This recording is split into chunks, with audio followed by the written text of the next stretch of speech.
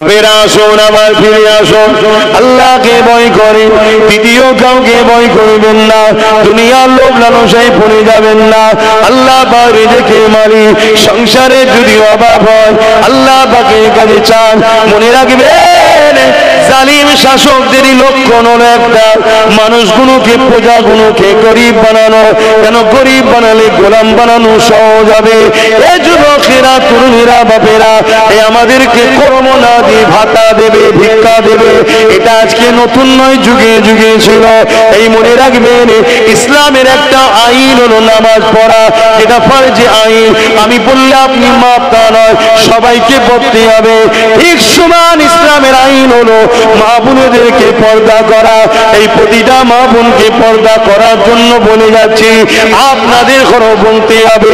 বিশেষ করে বাপ জানেদের বলে যায়, আপনি নামাজ পড়ে রোজা রেখেছেন, আপনি হজ করেছেন, যাকাত দিয়েছেন, কিয়ামতের দিন আল্লাহ আপনাকে উঠাবে। নামাজের বেলায় রাইট চিহ্ন, রোজার বেলায় রাইট চিহ্ন, হজের বেলায় কামিয়াবি, সব জায়গাতে আপনি নিখুঁত ভাবে বেরিয়ে গেলেন। এবারে কি জান্নাত চলে যাবে? আল্লাহ বলবে না, যাওয়া হবে না। এবারে বলো তোমার স্ত্রী পর্দা করেছিল কিনা? ওই জায়গায় যদি আপনি বলে, আল্লাহ এটাও ওকে জিজ্ঞাসা করে, আমার আল্লাহ বলবে না না না না, ও অভিভাবক গার্জেন তুমি ছিলে, তুমি কেন কৈফিয়ত দেবে না? তোমার স্ত্রী পর্দা করেছিল কি বলো? যদি স্ত্রী পর্দা করে থাকে, স্ত্রী শরিয়াত চলে থাকে, এই জায়গাতে ধরুন পাস করে গেলে, আল্লাহ এবারে যায়, আল্লাহ বলবে না না না, বলো তোমার কন্যা সন্তান পর্দা করেছিল কিনা, সে দিন অনুযায়ী ছিল কিনা, তার বিষয়ে তুমি জানা।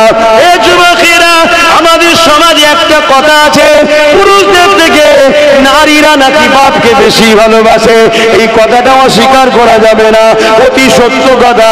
কন্যা সন্তানরা বাপকে বেশি ভালোবাসে, কিন্তু মনে রাখবেন আজকের দিনেতে বাপেরা যদি জাহান্নামে যায়, 100-র মধ্যে 99টা বাপ কন্যার জন্য জাহান্নামে যাবে। শুনছেন তো নাকি? আল্লাহ নবী সাহাবাদিগণকে বললেন, বাবারা, দ্বিতীয় কারণ হলো আমার উম্মত উম্মতিরা মার খাবে। তাদের অন্তরেতে লোভ লালসা দুনিয়ার এসে যাবে। এই দুনিয়ার লোভ লালসা তারা এমন করে দুনিয়াদার হয়ে যাবে, এই জন্যে তারা লাঞ্ছিত অপমানিত হবে। আল্লাহ নবী জানিয়ে দিলে, যেমন একটা পাত্রে খাবার দিলে ক্ষুধার্ত পশুগুলো ওই খাবারের উপরে ঝাঁপিয়ে পড়ে, একটা সময় আসবে আমার উম্মত উম্মতিদের উপরে জালিমরা ঝাঁপিয়ে পড়বে। আমরা সোশ্যাল মিডিয়ায় দেখতে পাচ্ছি, এক দল ভিড় এসে মুসলমানগুলোকে ধারালো অস্ত্র দিয়ে টুকরো টুকরো টুকরো টুকরো করে কাটতেছে, তাদেরকে বিভিন্ন ভাবে ঝাঁপিয়ে পড়ে মেরে দিতে লেগেছে। আল্লাহ নবীর হাদিস অক্ষরে অক্ষরে মিলে যাচ্ছে। আর সত্যি আমরা আল্লাহর ভয় ছেড়ে দিয়ে দুনিয়ার জালিম শাসকদের ভয় করছি। কেউ জালিম কেন্দ্র সরকারকে ভয় করে, কেউ আবার এই সরকারকে ভয় করে। সবাই দুনিয়ার জালিমদের ভয় শুরু করেছে, কিন্তু আল্লাহকে ভয় করা বন্ধ করে দিয়েছে। দ্বিতীয় নম্বর হলো আমরা দুনিয়াদার লোভ লালসায় পড়ে গেছি। এই লোভ লালসায় পড়ে যাওয়ার জন্য আজকে ক্ষুধার্ত পশুর মতো আমাদের উপরে ভিড় ঝাঁপিয়ে পড়ছে। নবীর কথা মিলছে না মেলে না? এটা একই না, বলেন না? তাহলে এ থেকে উপায় কি? এ থেকে পরিত্রাণটা কি? এ থেকে পরিত্রাণ ওই একটাই, যে কারণে মার খাচ্ছ কারণ ছাড়তে হবে।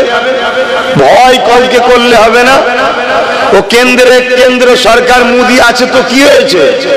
মানুষ তো নাকি সারা জীবন বেঁচে থাকি, একবার মরণ আছে না? না, তারও দুটো হাত, তোমারও দুটো হাত। সে নয় ক্ষমতার আসনে বসে আছে, মানুষ তো। তুমি যখন অন্যায় করো না তো ভয় করবে কেন? তাহলে ভয় একমাত্র আল্লাহকে করতে হবে। দ্বিতীয় নম্বর, লোভ লালসা ছাড়তে হবে। লোভ লালসার কথা বললে বাপ, আমরা মোল্লা মলি সাহেবরাই তো এখন নম্বর 1-এ চলে গেছি লোভ লালসায়। অনেকে আমার অজে আবার কষ্ট পায়, কিন্তু সবাই নয়। আব্বাস খারাপ বলে সবাই কি খারাপ? অনেক ভালো ভালো উলামারা আছে, ভালো ভালো ইমাম আছে, নামাজি মুত্তাকি অনেক আলেম রয়েছে, অস্বীকার করছি।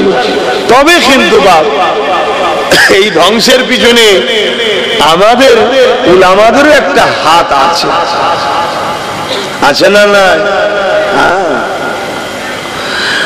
বাবেরা, নওজওয়ানেরা, ইসলাম কাকে বলে সেটাই তো বুঝলাম না। আল্লাহ পাক কোরআনের মধ্যে জানিয়ে দিলেন, কুনতুম খায়রা উম্মাতিন উখরিজাত লিন-নাসি তা'মুরুনা বিল মারুফ ওয়া তানহাউনা আনিল মুনকার। অন্যায় মিটিয়ে দাও, ন্যায়কে প্রতিষ্ঠিত করো, এর নাম হলো ইসলাম। এই যুবকেরা, তরুণীরা, বাবেরা, আল্লাহ নবী জানিয়ে দিলেন, অন্যায় দেখলে হাত দিয়ে রোখো। হাতে যদি ক্ষমতা না থাকে, অন্যায়ের বিরুদ্ধে তুমি মুখ দিয়ে প্রতিবাদ করো। যদি মুখে ক্ষমতা না থাকে, এ দুনিয়ার মানুষেরা অন্যায়কে ঘৃণা করে তা থেকে দূরে সরে যাও। কিন্তু বড় দুঃখের বিষয়, এই 3 নম্বরটা হলো বড় দুর্বল ইমানের পরিচয়। কিন্তু এই 3টের মধ্যে কোনোটা যদি বৈশিষ্ট্য না থাকে, আল্লাহ নবী বললেন তার মধ্যে ঈমান বলে কিছু নাই।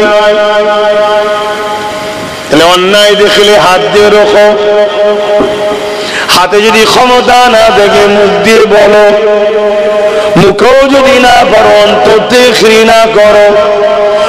যদি এই 3টের মধ্যে কোন নমুনা তোমার মধ্যে আমার মধ্যে না পাওয়া যায়, রাসূল বললেন তার মধ্যে ঈমান নাই।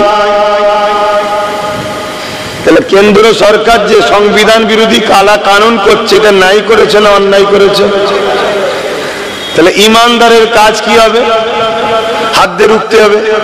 হাতে ক্ষমতা নেই, আমরা কি শাসক নাকি? তো ক্ষমতা নেই। তাহলে 2 নম্বর, মুখ দিয়ে প্রতিবাদ করতে হবে, ঠিক না বেটি? যদি মুখেও প্রতিবাদ করার ক্ষমতা না থাকে, 3 নম্বর, অন্তর থেকে ঘৃণা করতে হবে। যদি ঘৃণা না থাকে, তাহলে এই 3টের মধ্যে কোনোটা যদি না থাকে, তার মধ্যে ঈমান জোরে বলুন নাই। তো যে কোনো অন্যায় তার প্রতিবাদ করার নাম ঈমান, তাই তো নাকি? তাহলে ইসলাম কি? ইসলাম কি শুধু দাড়ি টুপি নামাজ রোজার নাম? ইসলাম তো দাঁড়িয়ে আছে দুটো পাট্টির উপরে। ট্রেন দেখেছেন না, দুটো পাট্টির উপর দিয়ে যায়? তো ইসলাম নামক গাড়িটাও দুটো পাট্টির উপর দিয়ে যাচ্ছে। একটা পাট্টি হলো অন্যায় মিটাও, দ্বিতীয় পাট্টিটার নাম হলো ন্যায় প্রতিষ্ঠিত করো। আমার রাসূল কি করেছিলেন? যত নবীরা এসেছেন দুটো কাজ করেছে। এখানে উলামারা রয়েছেন, ইমাম সাহেবরা রয়েছেন, অবশ্যই তেনারা আলেম, ভুল হলে ধরিয়ে দেবেন, কোনো অসুবিধা নেই। আপনারা পীরের আওলাদ বলে মানেন তো নাকি? তাহলে পীরের আওলাদ ভুল করলে, ভুল করে জাহান্নামে যাক, এটা চান নাকি আপনারা? তাকে ধরানো দরকার আছে না নাই? কিন্তু সেটা ধরানোর মধ্যে একটা ভালোবাসা যেন থাকে, হিংসা না হয়, রাগ না হয়। তাহলে আবার দুঃখ লাগবে যে মানুষ মাত্র ভুল হতে পারে, তুই রাগ মিটাচ্ছিস কেন? ঠিক না? এই কানে পোকা ঢুকে যাচ্ছে, নাকি পোকা ঢুকে যাচ্ছে, কি ওয়াজ হবে? এইগুলো সব বুঝতে হয়। এজন্য উচিত এই দূর থেকে হ্যালোজিন মারা। কেন? এখন তো পোকা থাকবে, আলো থাকলে তো পোকা আসবে। এই কি ওয়াজ করবো আমি এইভাবে? হ্যাঁ, আবার একটা পোকা আছে, সে লাগার পরে আবার চুলকাবে। আবার একটা পোকা আছে, চোখে ঢুকলে হু করে জ্বলবে। কত আল্লাহর সৃষ্টি কত ধরনের। তবে আমি একটা খুশি সংবাদ এখানে দেবো, যদি ইমানদার হও সুবহানাল্লাহ খুব জোরে বলতে হবে। বলবো তো নাকি? আহা, আমার নবীর গায়ে কোনো পোকা মশা মাছি বসতো না। জোরে বলুন, আরো জোরে বলো। আল্লাহু আকবার, আল্লাহু আকবার। এটা হলো ইমানের নমুনা, যে আমার হুজুরের শানের কথা শুনলে আমরা খুশি হই। কেন? আমরা তিনাকে ভালোবাসি, তাই তো নাকি? হ্যাঁ, এটা ইমানের বৈশিষ্ট্যের মধ্যে একটা বৈশিষ্ট্য। তো ভাইরা আমার, কি কথা বলছিলাম? অন্যায় দেখলে হাত দিয়ে রুখতে হবে, তাই তো নাকি? গত 10 বছর ধরে আব্বাস সিদ্দিকী বলছে ওয়াকফ যাচ্ছে, বলছে না? বলেন, বলুন। আজকে আমার কথা মিলছে তো? হ্যাঁ, আমি গত 10 বছর ধরে বলছি তোদের মসজিদ তোদের থাকবে না, মসজিদে ঢুকবি AK-47 দাঁড়িয়ে থাকবে, ঢুকতে দেবে না। কবরস্থানে কবর দিতে পারবে না, মা বাপকে ঘরে পুরাতে হবে। আমি আজকেও কিন্তু এই জায়গাতেই দাঁড়িয়ে আছি, মসজিদে ঢুকতে পারবে না, কবরস্থানে কবর দিতে পারবে না। যদি যেভাবে জীবনযাপন করছে এইভাবে জীবনযাপন করো, আর যদি মনে হয় যে না পরিবর্তন হব, তাহলে তোমার মসজিদে যারা চোখ তুলছে তাদেরকে আল্লাহ অন্ধ করে দেবে, কোনো চিন্তা করো না। আর অবশ্যই তোমার মা বোন ইজ্জতের সাথে আল্লাহর হাওয়ালায় কবরস্থ করেই আমরা দেব। কথা শুনছো? কিন্তু পরিবর্তন হতে হবে। সেই পরিবর্তনের প্রথম রাস্তা হলো একটাই, দুনিয়ায় আমাদের দ্বিতীয় কেউ নেতা নয়, একটাই নেতা, মুহাম্মদুর রাসূলুল্লাহ। জোরে বলুন সুবহানাল্লাহ। উঠা বসা, চাল চলন, কথাবার্তা, লাইফ স্টাইলে, জীবনের প্রত্যেকটা মুহূর্তে, প্রত্যেকটা সেকেন্ডে মুহাম্মদ রাসূল ছাড়া দ্বিতীয় কাউকে ফলো করা যাবে না। দ্বিতীয় কারো জয়গান নয়, দ্বিতীয় কারো প্রশংসা নয়, সবকিছু মুহাম্মদ রাসূলের জন্য করতে হবে। এই ফলোটা মুহাম্মদ রাসূলকে আল্লাহ করতে বলেছে। জোরে বলুন সুবহানাল্লাহ। কেন আল্লাহ কোরআনের মধ্যে বলছেন লাকাদ কানা লাকুম ফি রাসূলিল্লাহি উসওয়াতুন হাসানা, সবথেকে উত্তম মডেল করে আমি মানুষ জাতির জন্য মুহাম্মদ রাসূলকে পাঠিয়েছি। জোরে বলুন সুবহানাল্লাহ। মুহাম্মদ রাসূল মানুষ জাতির জন্যই মডেল। সে মুসলমান হোক, হিন্দু হোক, খ্রিস্টান হোক, আদিবাসী হোক, শিখ হোক, পাঞ্জাবি হোক, সবার তিনি রাসূল, সবার তিনি মুহাম্মদ সাল্লাল্লাহু আলাইহি ওয়াসাল্লাম প্রফেট, সবার তিনি মেসেজ দাতা, সবার জন্য তিনি এসেছে। কিন্তু তিনাকে যারা দিল ও মুখ থেকে প্রকৃত মানে তাদেরকে বলা হয় মুমিন মুসলমান। জোরে বলবেন সুবহানাল্লাহ। আর যারা মুখে মানে দিলে মানে না তাদেরকে বলা হয় মুনাফিক মুসলমান। আর যারা মুখও মানে না মনও মানে না তাদেরকে বলা হয় গায়ের মুসলমান। বুঝে আসলো? তাহলে মানুষের কোয়ালিটি কথা তিনটে। আমরা কোন কোয়ালিটির মধ্যে পড়ছি ভাবতে হবে। ওয়াজ করা হয়ে যেতে পারে বাপ, ঝগড়া টগড়া করিস নি বাপ, ভালো না লাগলে দাওয়াত করবি না, কথা বুঝে আসছে। কিন্তু যেটাই বলবো ইসলামের কথা বলবো, বাইরে বলছি না। তাহলে নাম্বার 1 রাসূল সবার জন্য মডেল। এই জায়গায় একমত তো নাকি? কথা বলুন। তাহলে সৃষ্টিকর্তা আমার আলাদা আপনার আলাদা নাকি? প্রত্যেকটা কুল কায়নাতের সৃষ্টিকর্তা একজন। লিল্লাহি মা ফিস সামাওয়াতি ওয়া মা ফিল আরদ, জমিন আসমান এবং এর মধ্যে যা কিছু আছে এই সব কিছু সৃষ্টি মালিক একজনকে। আমি সবাইকে জিজ্ঞেস করেছি তো, আল্লাহ বলতেও কষ্ট হচ্ছে, তাহলে শাহাদাত আগুন তুলে জবান খুলে বলুন কে? আরো জোরে বলুন কে? আল্লাহু আকবার। তিনি সব থেকে বড়। এই যে আল্লাহ বলাচ্ছি, ভাববেন যে কি হবে, বলাতে কি আছে জানি। ওরে বোকা, একবার আল্লাহ বললে 40টা নেকি হয়। জোরে বলুন সুবহানাল্লাহ। এসেছি যখন যতটুকু ভালো করতে পারিস চেষ্টা করছি, বাকি তো সবসময় খাতা বন্ধ, ভালো কাজ আর হচ্ছে। তাহলে 1 নম্বর, তিনি সবকিছুর মালিক। তিনি আমার রাসূলকে আমাদের জন্য মডেল করে পাঠালেন। সবাইকে মডেল, সবার জন্য। যারা মুখ ও দিল থেকে মানে তাদেরকে বলা হয় মুমিন মুসলমান। তারা বেহিসাব এবং হিসাব দিয়ে ভুল যদি হয়েও যায় আল্লাহর জান্নাতে যাবে। জোরে বলুন সুবহানাল্লাহ। দ্বিতীয় নম্বর হলো মুখে মানে, যে নবী মানি, দিল থেকে মানে না।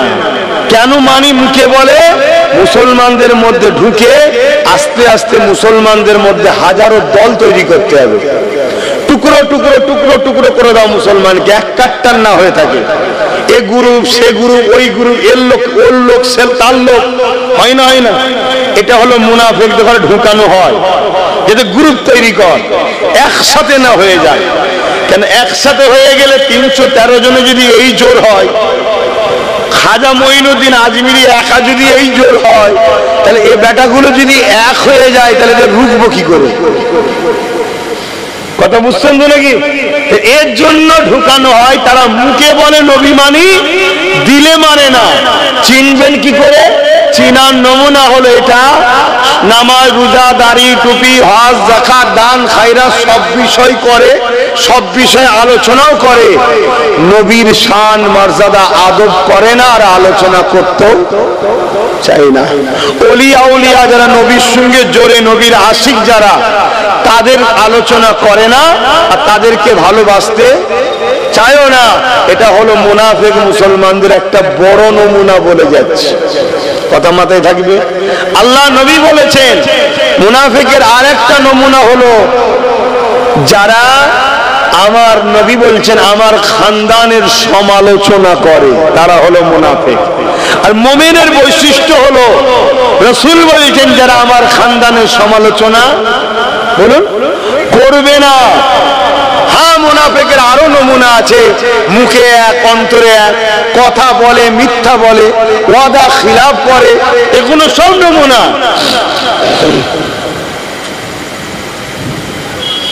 তো সেই জায়গাতে আমার সমস্যা হচ্ছে, পোকা ঢুকে পড়ছে, আর বদমাইশ গুলো ঢুকার জায়গাও খুঁজে পাই, কানে ঢুকছে, নাকে ঢুকছে, মুখে ঢুকছে, কি বদমাইশ হয়ে গেছে।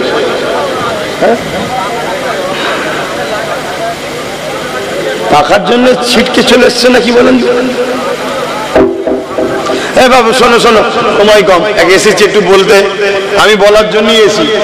শোনো শোনো, তাহলে দ্বিতীয় নম্বর মুনাফিক মুসলমান।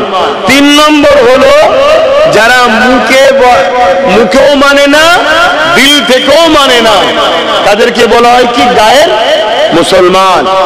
কথা বুঝে আসছে? কিন্তু রাসূল মডেল সবার।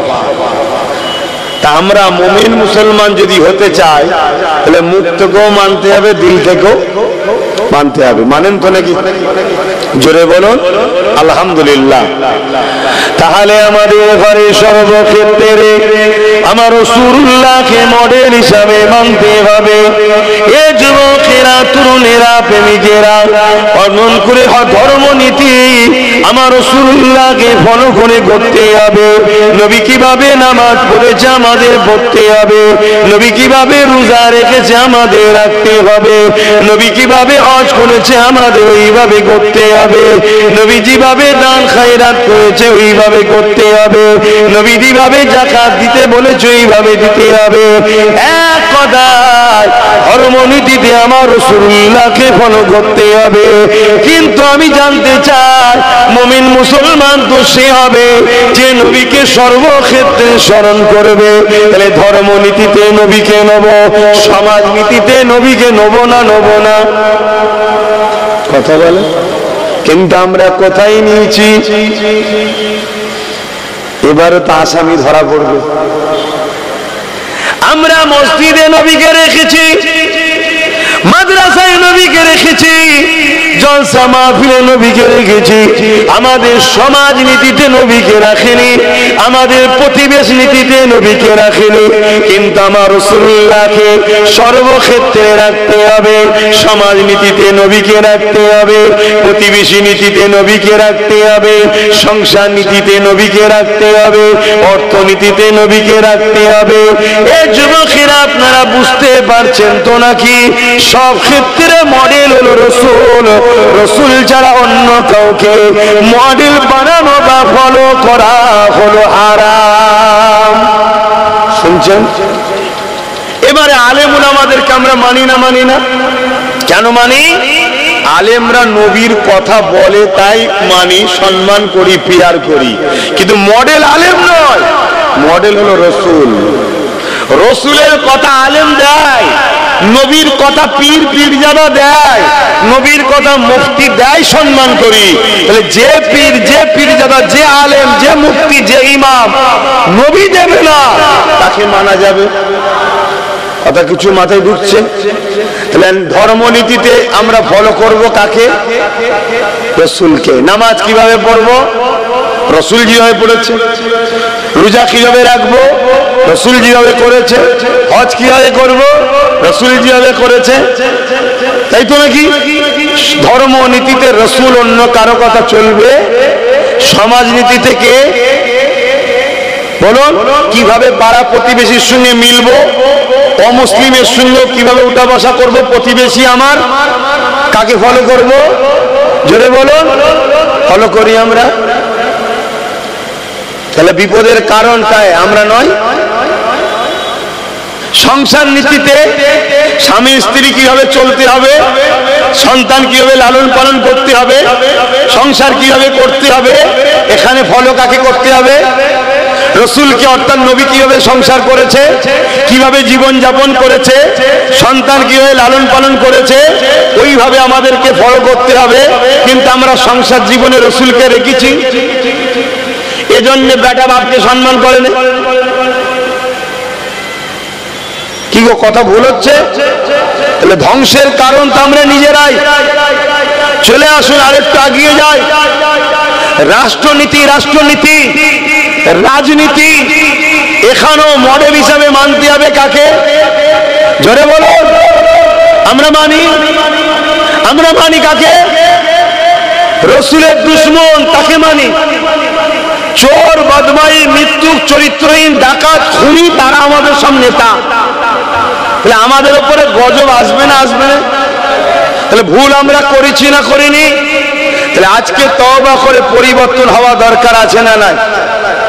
আয় পরিবর্তন হবে। আমার উদ্দেশ্য একটাই, আল্লাহ নবী শুনিয়ে আপনাদের ঘরে জুড়ে দিবার চেষ্টা করছি আমি। যদি নবী পাকের সঙ্গে জুড়ে যেতে পারে, আরে জুলুম তো হবে, আবু জেহেল তো থাকবে, উতবা তো থাকবে, সাইবা তো থাকবে, আবু লাহাব তো থাকবে। যদি উমাইয়া না থাকে, বেলাল যে আল্লাহ রসুলকে ভালোবাসে, কতটা ভালোবাসে, এই ওয়াজ যে তোমাকে আমরা শোনাই, এই ওয়াজ তাহলে কি করে শোনাবো? দুনিয়া কি করে জানবে প্রেমিক কাকে বলে? এ যুবকেরা, তরুণীরা, বাবেরা, এই জালিম আল্লাহ পাঠায় মুমিন মুমিনাদের ইমানের পরীক্ষার জন্য। ওই জালিম আল্লাহ পাঠায় মুনাফিকদিওকে শাস্তি দিবার জন্য। এ যুবকেরা, তরুণীরা, বাবেরা, আবু জেহেল, উতবা, সাইবারা, উমাইয়া থেকে শুরু করে হযরতে বেলাল হুজুর পরে কত জুলুম অত্যাচার করেছিল। হযরতে বেলাল হুজুরকে এমন করে পায়ে দড়ি বেঁধে, কোমরে দড়ি বেঁধে মক্কার বাজারে নিয়ে এসে সবার সামনে জুলুম শুরু করে দিল। এলাকায় মানুষ ভিড় করে ফেলল।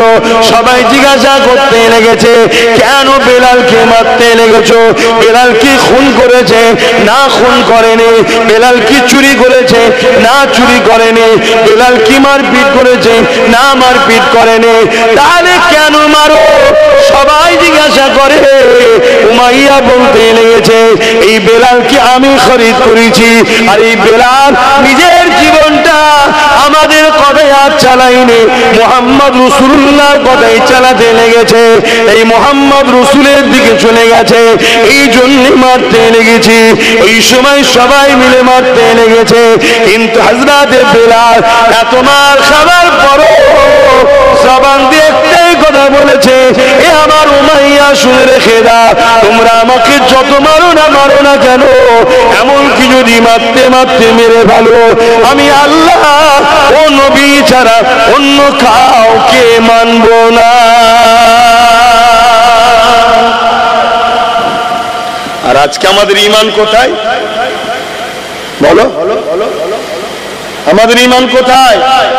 1000টা টাকার জন্য নিজের পর্দার মেয়েকে বাইরে বার করে দিচ্ছি, লাইন দিতে যা, ভাড়া লিয়ায়, এবার ভাতা লিয়ায়, নাউজুবিল্লাহ, ভাতা লিয়ায়। পাঠাচ্ছে না? পাঠায়নি। মুসলমানের ঘরে, বেটিদের ঘরে বাইরে বার করেছি না করিনি? আরে ইসলামের দুশ্মন তো চাইবে মুসলমানের পর্দাকে তুলে দাও। পর্দা যদি মুসলিম বেটিরা করে, আল্লাহর সাহায্য মুসলিম বেটিরা পাবে। এদেরকে কেউ চরিত্র হরণ করে নষ্ট করতে পারবে না। শুনছেন তো নাকি? হযরতে ইসমাঈল আলাইহিস সালামের আম্মা জান হযরত আম্মা জান হাজেরা ছোট্টবেলা থেকে নিজেকে গোপন করেছিলেন, বাপ ছাড়া কখনো বেগানা পুরুষ তাকে দেখেনি। যখন জালিম বাদশা তিনাকে পার্সোনাল কামরায় নিয়ে গিয়ে জোর করে তিনার ইজ্জত লুণ্ঠন করতে গিয়েছিলেন, শুনেছেন তো, জালিমকে আল্লাহ জমিনের মধ্যে মার্বেলের ঘরেতে পাকা সানেতে পুঁতে দিয়েছিল, তিনবার হয়েছে। লাস্টে আম্মা হাজেরার কাছে ক্ষমা চেয়েছে। জানেন না কেন? আম্মা হাজেরার বেলায় হলো, তোমার ঘরের মেয়ের বেলায় হচ্ছে না কেন? আমার আল্লাহ কি তাহলে আম্মা হাজেরাকে ভালোবাসে, তোমার ঘরের বেটিকে ভালোবাসে না? না, আমার আল্লাহ তখন শক্তিশালী ছিল, এখন দুর্বল হয়ে গেছে। নাউযুবিল্লাহ মিন জালিক। আল্লাহ ক্ষমা চাইছি, বুঝাবার জন্য বললাম। লা হাওলা ওয়ালা কুওয়াতা ইল্লা বিল্লাহ, আল্লাহু সাইয়্যুন কাদির। তিনি কখনো দুর্বল হননি, দুর্বল তিনাকে স্পষ্ট করতে কখনোই পারেন না। জোরে বলুন সুবহানাল্লাহ। কিন্তু আজ আমাদের মা বেটিদের ঘরে বড় প্ল্যানে মেলা দেওয়া হচ্ছে, মুসলিম এলাকায় যাত্রা দেওয়া হচ্ছে, মুসলিম এলাকায় মেলা দেওয়া হচ্ছে, পার্টি থেকে করা হচ্ছে। কেন? যাতে করে মুসলিম মেয়েরা বোরখা পরে হলেও যেন আসে, বোরখা পরে হলেও যেন আসে। এত বেপর্দা হয়ে গেলে বেপর্দা শাস্তি পেতিস এবং পাপ জায়গায় যাওয়ার শাস্তি পেতিস, কিন্তু বোরখাকে খারাপ জায়গায় নিয়ে যাওয়ার জন্য, ইসলামকে হারাম জায়গায় জড়ানোর জন্য ওই নারীর ঈমানটাই চলে যাচ্ছে। তাহলে কিভাবে আমাদেরকে বেঈমান বানাচ্ছে বুঝতে পারছেন? কারা বানাচ্ছে? আলেম উলামারা। এক কথা বলছেন না? সমাজে যাদেরকে আমরা তুষামতি করে মাথায় তুলি, তারাই তো আমাদেরকে বেঈমান বানাচ্ছে। আমাদের চাকরি দেয় না তারা, আমাদের রুজি রুটি তারা দেয় না, আমাদের খোঁজ খবর রাখে না, আমরা কিছু বিপদে পড়লে সাথ দেয় না। আমাদের ওয়াকফ বিলের জন্য, মসজিদ মাদ্রাসাকে দখল করার জন্য ও যেমন চুরি করার চেষ্টা করছে, ইনি আবার বলছে দিল্লি চলে যাও, এখানে আন্দোলন নয়। এক্ষেত্রে কোনো বেটা আমাদের সাথ দেয় না। দেবে কি? স্কুল বন্ধ কর, মদের দোকান দে। কেন মদের দোকান দেবে? যাতে করে মুসলিম ঘরের যুবক ছেলেটা 10 বার দূরে থাকলো, 11 বারের মাথায় যেন একবার মদটা খেয়ে নেয়। আর মদটা যখনই খাবে ওর শরীরে হারাম ঢুকে গেল, ওই শরীরের রক্তটা হারাম হবে। হারাম রক্ত যে শরীরে থাকে, ওই শরীর কখনো তোমার ভালো আল্লাহর পাক জান্নাতে এবং দুনিয়ায় আল্লাহ সাহায্য, তার দ্বারা পাপ করা, খুন করা, জুলুম করা সহজ না, সহজ না। একটা নারী একটা মুসলিম ছেলেকে খারাপ করার জন্য উঠে পড়ে লেগেছে। এসব তো ইতিহাসও আপনারা পড়বেন না, এটা নতুন নয়, যুগ যুগ ধরে চলে আসছে। মুসলিমদের ঘরে পাপ রাস্তায় নামাও, কেন? পাপ রাস্তায় না নামলে এরা আল্লাহর সাহায্য পাবে। আর আল্লাহর সাহায্য যদি পায়, বদরে 313 জন যেমন জিতেছে, এরাও জিতবে। জোরে বলুন সুবহানাল্লাহ। আল্লাহর সাহায্য পেয়েছিল হযরতে সালাউদ্দিন আইবি, মোহাম্মদ বিন কাসেম, তারা আল্লাহর সাহায্যে অল্প সংখ্যা নিয়ে বারবার বিজয় লাভ করেছে। জোরে বলুন সুবহানাল্লাহ। আল্লাহর সাহায্য পেয়েছিল হযরতে খালিদ বিন ওলীদ, মাত্র 3000 সৈন্য নিয়ে 2 লক্ষ রোমের বিরুদ্ধে লড়াই করে আল্লাহ তাকে সেখান থেকে বিজয়ের সাথে, সম্মানের সাথে ঘরে ফিরিয়েছে। জোরে বলুন সুবহানাল্লাহ। ভাবতে পারছেন 3000 অপর দিকে 2 লাখ। এটা গল্প নয়, এটা বাস্তব। আমরা তো সবসময় ম্যান দেখি, আমরা নিজেরাই বলি আমরা কি করব, আমরা গুটি কত লোক, আমাদের কি হবে, আমাদের হাতে পুলিশ নেই, আমাদের হাতে এই নেই, আমাদের হাতে অস্ত্র নেই, আমাদের হাতে পয়সা নেই, বলি না? এসব ইমানের দুর্বলের লক্ষণ। এগুলো ইমানদার কখনো পয়সা দেখে না, ইমানদার কখনো পুলিশ প্রশাসন দেখে না। ইমানদার দেখে আমি নায়ের ওপরে আছি, আল্লাহ আমার সাথে আছে, চলো, আর কোনো কথা না, ব্যাস এটা দেখ। শুনছেন? পয়সা থাকলেই যদি কামিয়াবি হতো, বড় বড় সেলিব্রিটি যাদেরকে দুনিয়ায় বলে, খেলোয়াড় জগতে যাও, সিনেমা জগতে যাও, যে কোনো জগতে যাও, যাদের দুনিয়া বড় বড় সেলিব্রিটি বলে, তাদের একটা ছেলে দেখাতে পারবে তাদের মতো উপযুক্ত হতে পেরেছে? তাহলে পয়সা সমাধান নয়, সমাধান হলো তোমার আল্লাহর উপরে অগাধ ভরসা রাখতে হবে, ঈমান রাখতে হবে। অন্য কোন ধর্মের জাতি সে কিসের উপরে ভরসা করছে, তোমাকে আমাকে ডিপেন্ড করলে হবে না। তো ভাইয়েরা আমার, সর্বক্ষেত্রে রাসূলকে মডেল বানাতে হবে, তবেই কামিয়াবি, তবেই কামিয়াবি। হযরতে বেলাল হুজুরের উপরে কি অত্যাচার হয়েছে, কিন্তু তিনাকে আল্লাহ রাসূলের থেকে সরাতে পারেনি। আজ আমরা মুসলমান, সামান্য পয়সাতে আমরা বিক্রি হয়ে যাচ্ছি। মাফ করবেন, ব্যক্তিগত কাউকে আঘাত দিচ্ছি না। আমাদের সমাজের আলেম উলামা, মুফতি, ইমাম থেকে শুরু করে আজকে আমরা জালিম হুকুমতের কাছে বিক্রি হয়ে গেছি। এত বড় একটা গণতন্ত্র বিরোধী, সংবিধান বিরোধী কথা বললো যে বাংলায় আন্দোলন নয়, দিল্লি চলে যা। কোন আলেম উলামা, ইমাম তার বিরুদ্ধে ওই জায়গায় দাঁড়িয়ে কথা বলতে পারলো না। পেরেছে? কেন পারেন? কোথায় দুর্বল হচ্ছি বুঝতে পারছেন? এই জন্যই তো আমরা শেষ। আর এগুলো বলছে ইচ্ছা করে, শুধুমাত্র টেস্ট করার জন্য আমার গোলাম কত হয়েছে, আমার গোলাম কতটা হয়েছে। এদেরকে যে আগে গণহত্যা করব, তো গণহত্যার আগে একবার টেস্ট করতে হবে তো নাকি? হ্যাঁ, আমি বলে যাচ্ছি আপনাদেরকে, গণহত্যার প্ল্যান হচ্ছে, ওপেন বলে যাচ্ছি। আপনারা ঘুমান ঘুমান, কিন্তু আপনারা তো মরবেন মরবেন। আপনাদের ঘরে এই বাচ্চা কোনো জন্ম হওয়াটা আপনাদের কারণে এরাও মরবে।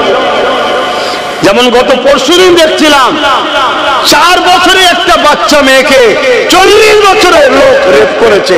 তার প্রচার প্রসার কোন মিডিয়াতে দেখতে পাচ্ছেন? কেন দেখতে পান না? 4 বছরের বাচ্চাটা হলো মুসলিম, আর যে রেপ করেছে সে অমুসলিম, তাই প্রচার হয়নি। অর্থাৎ তাদের ধারণা এটা ঠিক করেছে, অসুবিধে কিছু নেই, মুসলিম নেই তো। তার মানে কি ইসলামকে কতটা ঘৃণা করে দেখুন, এরা কতটা জাহিলিয়াতের দিকে চলে গেছে যে একটা 4 বছরের বাচ্চা মেয়ের মধ্যে ও ধর্ম দেখছে। যেমন 7 বছরের কাশ্মীরের আসিফা 13 দিন ধরে মন্দিরের মধ্যে রেপ হলো। যারা রেপ করলো পরবর্তীতে বিজেপির লোকেরা, কেন্দ্রের লোক যারা, তারা কি হচ্ছে, তাকে ফুলের মালা দিয়ে সংবর্ধনা দিচ্ছে। তার মানে কি তুই 7 বছরের মেয়েকে রেপ করেছিস, ঠিক করেছিস, কেন মুসলমান? আর তাদের পিছনে আমার কম ছুটে বেড়ায়, তাদেরকে আমার কম সাপোর্ট করে, তাদেরকে আমার কম মাথায় তুলে হই হই করে। তাহলে এই জাতি ধ্বংস হবে না তো হবে কারা বাপ? এদের মসজিদ ভাঙবে না তো কাদের ভাঙবে বাপ? আমার অজে কি অসুবিধা হচ্ছে? যদি অসুবিধে না হয় তাহলে এইভাবে আর থেকো না, এরকম হও, এক মুঠো হও। আর এক মুঠো হবে, নেতৃত্ব তার মানবে যে তোমাকে রসুলের সঙ্গে জুড়তে চাইবে। যে রসুলের সঙ্গে জুড়তে চাই না তার নেতৃত্ব তুমি মেনো না। এবং এটাও শুনে রেখে দাও, রসুল পাক সাল্লাল্লাহু আলাইহি ওয়াসাল্লাম বলেছেন তোমরা কুরাইশের নেতৃত্ব মানবে। কার? কুরাইশের। এটাও শুনে রাখো। দাড়িওয়ালা টুপিওয়ালার অভাব নেই বাপ, মুফতি মৌলানার অভাব নেই, বক্তার অভাব নেই, কিন্তু মনে রাখবেন এজিদের দিকে 13,000 মুফতি মৌলানা আলেম ছিল। মাথায় ঢুকছে?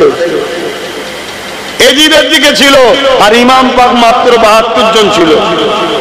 বেশি হওয়া মানেই যে হক হবে এমনটা নয়, হকের মাপকাঠি বেশি নয়, হকের মাপকাঠি দাড়ি টুপি, জুব্বা টুপি, দাড়ি হয় এগুলো নয়, এগুলো পরের সিমটম। প্রথম সিমটম হলো কি, ওর দিলে হুজুরের মহব্বত আদব আছে কি দেখ। শুনছেন তো? যদি হুজুরের মহব্বত আদব থাকে তার পিছনে শক্ত হয়ে দাঁড়াও। কেউ যদি তোমাকে সাহায্য না করে, সাহায্য করবে জিনার সাহায্য ছাড়া আমরা জিততে পারি না, কখনো কামিয়াবি হতে পারি না। আমরা তো নিজেরাই বলি আল্লাহর রহমত ছাড়া কামিয়াবি নাই, বলি না? বলি না? আল্লাহর রহমতটা কি? সূরা আম্বিয়ার মধ্যে আল্লাহ বলছেন ওমা আরসালনাকা ইল্লা রাহমাতাল লিল আলামিন, আমার রহমত মুহাম্মদ সাল্লাল্লাহু আলাইহি ওয়াসাল্লাম। জোরে বলেন সুবহানাল্লাহ। তামাম আলমের জন্য যিনাকে রহমত করে পাঠিয়েছে। তাহলে রসুল ছাড়া বিজয় আছে? তাই তো বিজয় নেই আমাদের, তাই তো মার খাচ্ছি। আমাদের যুব সমাজের দিলে নবী কই? আমাদের যুবকরা জানে ওদের লিডারটা কে? ওরা সামান্য একটু কারো ক্ষমতা দেখলে তার পিছনে ছোটে, যে ক্ষমতার সঙ্গে একটু গা ভিসিয়ে চলতে হয়। তো ক্ষমতার সঙ্গে যদি গা ভেসিয়ে চলতে হয়, তো মুহাম্মদ রসুলের ক্ষমতা জানো? মোহাম্মদ রসুলের ক্ষমতা কি? মোহাম্মদ রসুলের ইশারায় চাঁদটাও দুটুকরো হয়েছে, জোরে বলুন সুবহানাল্লাহ। মোহাম্মদ রসুলের ক্ষমতা কি? মোহাম্মদ রসুলের ইশারাতে সূর্য পর্যন্ত দুপারা ফিরে এসেছে।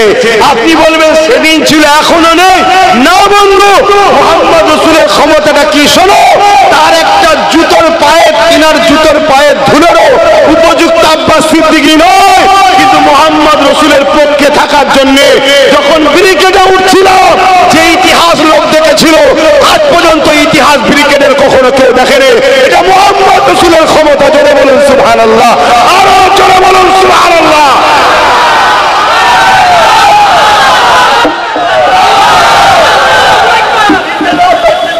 মোহাম্মদ রসুলের ক্ষমতা জানো নাকি?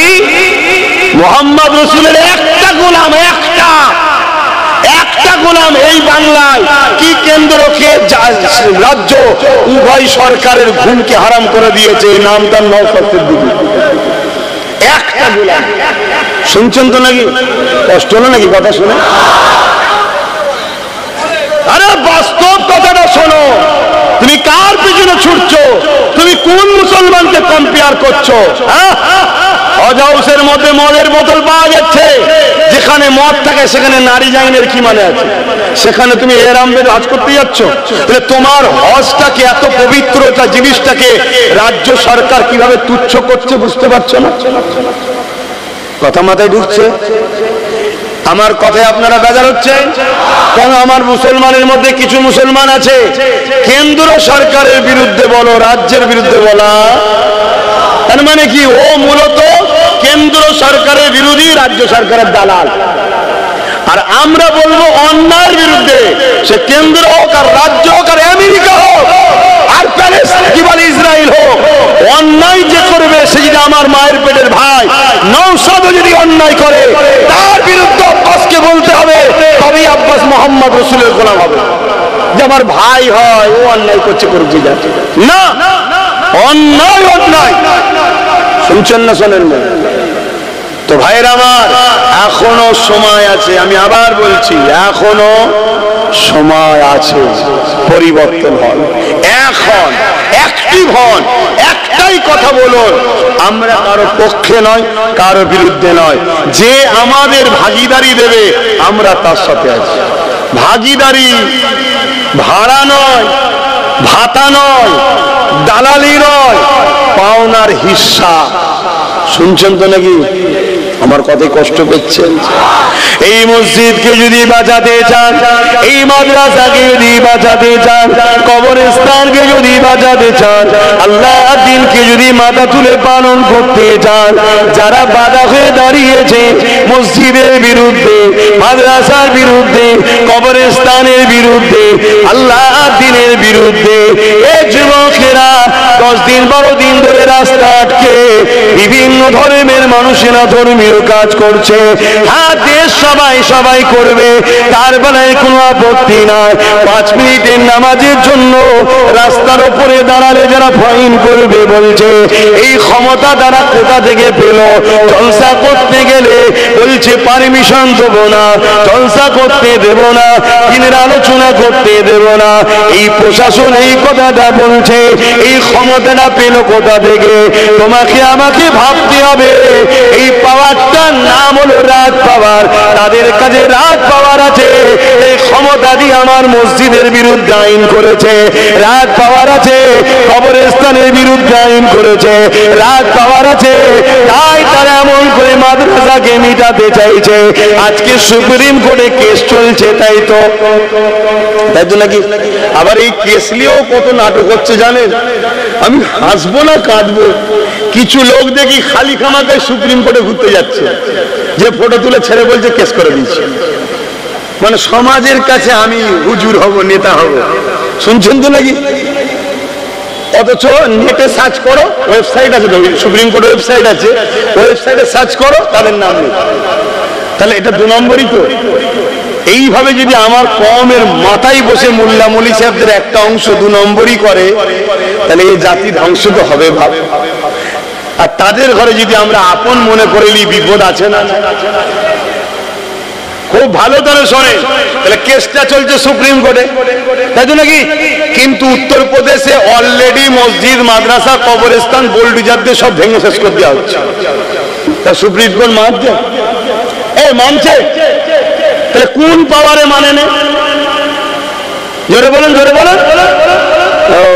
ভালো বোঝো, আছে তোমাদের রাজ পাওয়ার? বলো, তোমাদের রাজ পাওয়ার আছে? কারণ কেউ যদি বলে কেন নেই, কে বলেছে? আমাদের তো দিদি আছে। কে বলেছে? মমতা তোমাদের? মমতা যদি তোমাদের হয়, তাহলে যখন আমার রাসূলুল্লাহর বিরুদ্ধে কথা হলো এই বাংলায় আন্দোলন করার সময় কেন বলেছিল দিল্লি চলে যাও? বলেছিল না? বলেন। মমতা যদি তোমাদের হয়, তাহলে ওয়াকফ আন্দোলন এই রাজ্যে হবে বিজেপির বিরুদ্ধে আন্দোলন, তাই তো নাকি? ওয়াকফটা তো বিজেপি আইন করেছে, ওর বিরুদ্ধে আন্দোলন। তুমি যদি সত্যি বিজেপির বিরোধী হও, তোমার তো উচিত এদের সাথ দেওয়া, এরা আরো বেশি করে বিরোধী করো, তোমারই তো ফায়দা হবে। না না, আমিও তো চাই মসজিদ মাদ্রাসা শেষ হোক। কেন? বিজেপিও যার ইশারায় চলে, আমিও তার ইশারায় চলি। আমাদের মেন অফিস হলো নাগপুরে। বুঝছো না? বুঝুনি? এবারে যদি কোনো বন্ধুর আমার কথায় সমস্যা হয়, আমি তাকে ঠান্ডা মাথায় বলবো একটু মন দিয়ে শোনো। শোনার পরে যদি মনে হয় লিবান নেবে না বাদ দেবে। আচ্ছা, বিজেপি ওয়াকফ কালা কানুনে কি কি আইন করেছে জানেন আপনারা? হ্যাঁ, সব বলার তো সময় নেই এখন, একটা শুধু বলছি। তার মধ্যে একটা আইন করেছে যে ওয়াকফ কমিটির মধ্যে, বোর্ডের মধ্যে অমুসলিমকে রাখতে হবে। তা আমার মসজিদ কমিটি, মাদ্রাসা কমিটি, কবরস্থান কমিটি, ধর্মীয় কমিটিতে অমুসলিম থেকে কি করবে? এটা হলো বিজেপি করতে চাইছে, কেন্দ্র সরকার এটা করতে চাইছে। কথা মাথায় ঢুকছে? এটা ঠিক করছে না অন্যায় করছে? এর বিরুদ্ধে লড়াই দরকার আছে না নাই? লড়াই হচ্ছে, প্রতিবাদ হচ্ছে, সুপ্রিম কোর্টে কেসও হচ্ছে। এমনকি গর্বের সাথে বলছি, নওশাদ সিদ্দিকও কেস করেছে, কেস চলছে। আজকে আবার একটা শুনানি ছিল, কিন্তু তিনি জজ সাহেব রায় দিয়েছে 15 তারিখ আবার শুনানি হবে। কেন? 13 তারিখে জজ সাহেবের রিটার্ন আছে। আমি কিন্তু ভয় খাচ্ছিলাম, রিটার্ন যখন আছে ঘাবড়ে না যায়। কেন? আমরা দেখেছি বাবরির রায় যে দিয়েছিল তার রিটার্নই ছিল, রায়টা দিয়ে টুক করে বেরিয়ে গেল। তো যাক, এই জজ সাহেবকে ধন্যবাদ জানাই যে দেশের সংবিধানকে আপনি মান্যতা দিয়ে আপনি আরো শোনার জন্য সুযোগ দিয়েছেন। মানুষের আস্থার উপরে যেভাবে রায় দিয়েছিল বাবরি মসজিদের বিরুদ্ধে, ওই জজকে ধিক্কার জানায়, ধিক্কার জানায়। সংবিধানের বিরোধী কাজ করেছে ওই জজ সাহেব, কিন্তু এই জজ সাহেব তিনি যথেষ্ট সংবিধানকে মান্যতা দিয়ে আগামী দিন ঠেলে দিয়েছে, তাই তেনাকে ধন্যবাদ জানাই।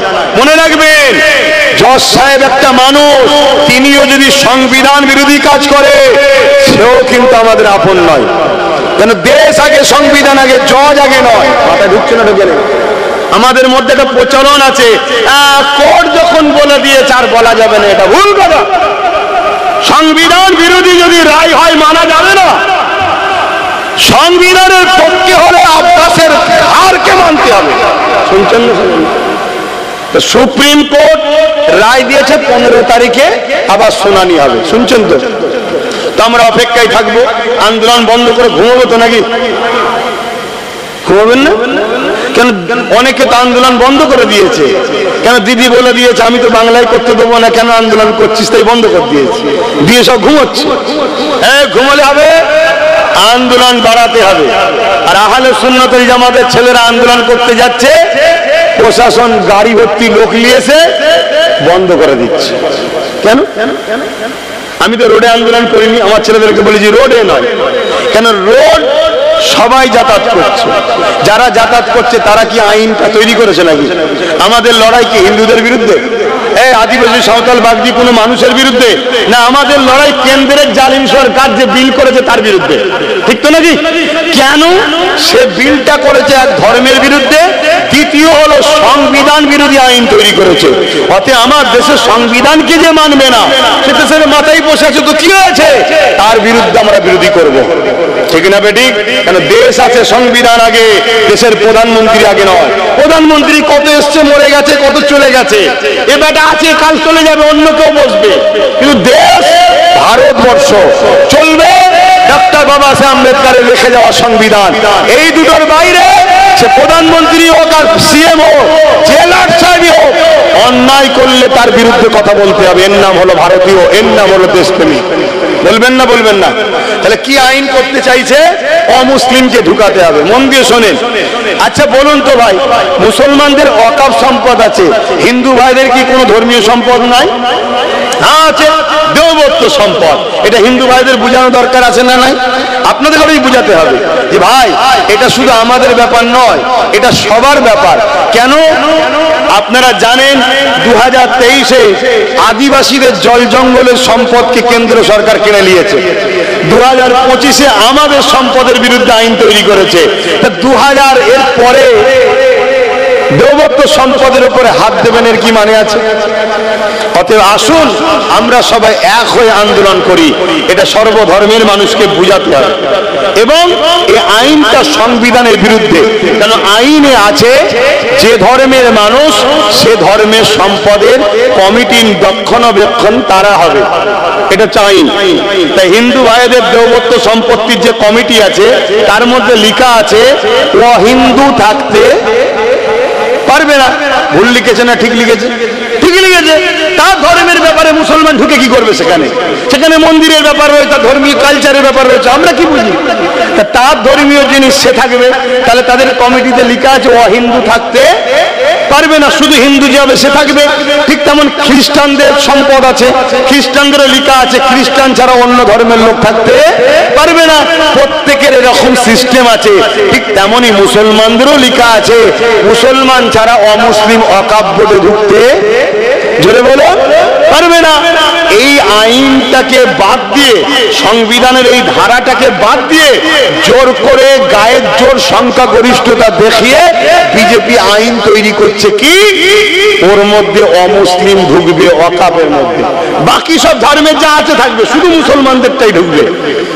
কথা বুঝছেন তো নাকি? এটা অন্যায় করছে না করেনি? এটা সারা দেবেন তাড়াতাড়ি। অন্যায় করছে, তার এই অন্যায়ের বিরুদ্ধে কেস চলছে। সুপ্রিম কোর্টের জজ সাহেব যত প্রশ্ন করেছে কি তোমরা আজকে ওয়াকফে অমুসলিম ঢুকাচ্ছ, তাহলে অন্য সম্পদে মুসলমান ঢুকাবে তো? সুপ্রিম কোর্ট জিজ্ঞেস করেছে। চর খেয়েছে আইনের, চর খেয়েছে কেন্দ্র সরকার, আইনের চর খেয়ে মুখ ভুতা করে পালিয়ে গেছে। কথা বুঝে আসছে তো? সেই জায়গাতে এটা অন্যায়, এর জন্য আন্দোলন আরো অনেক ভয়ানক ভয়ানক করেছে।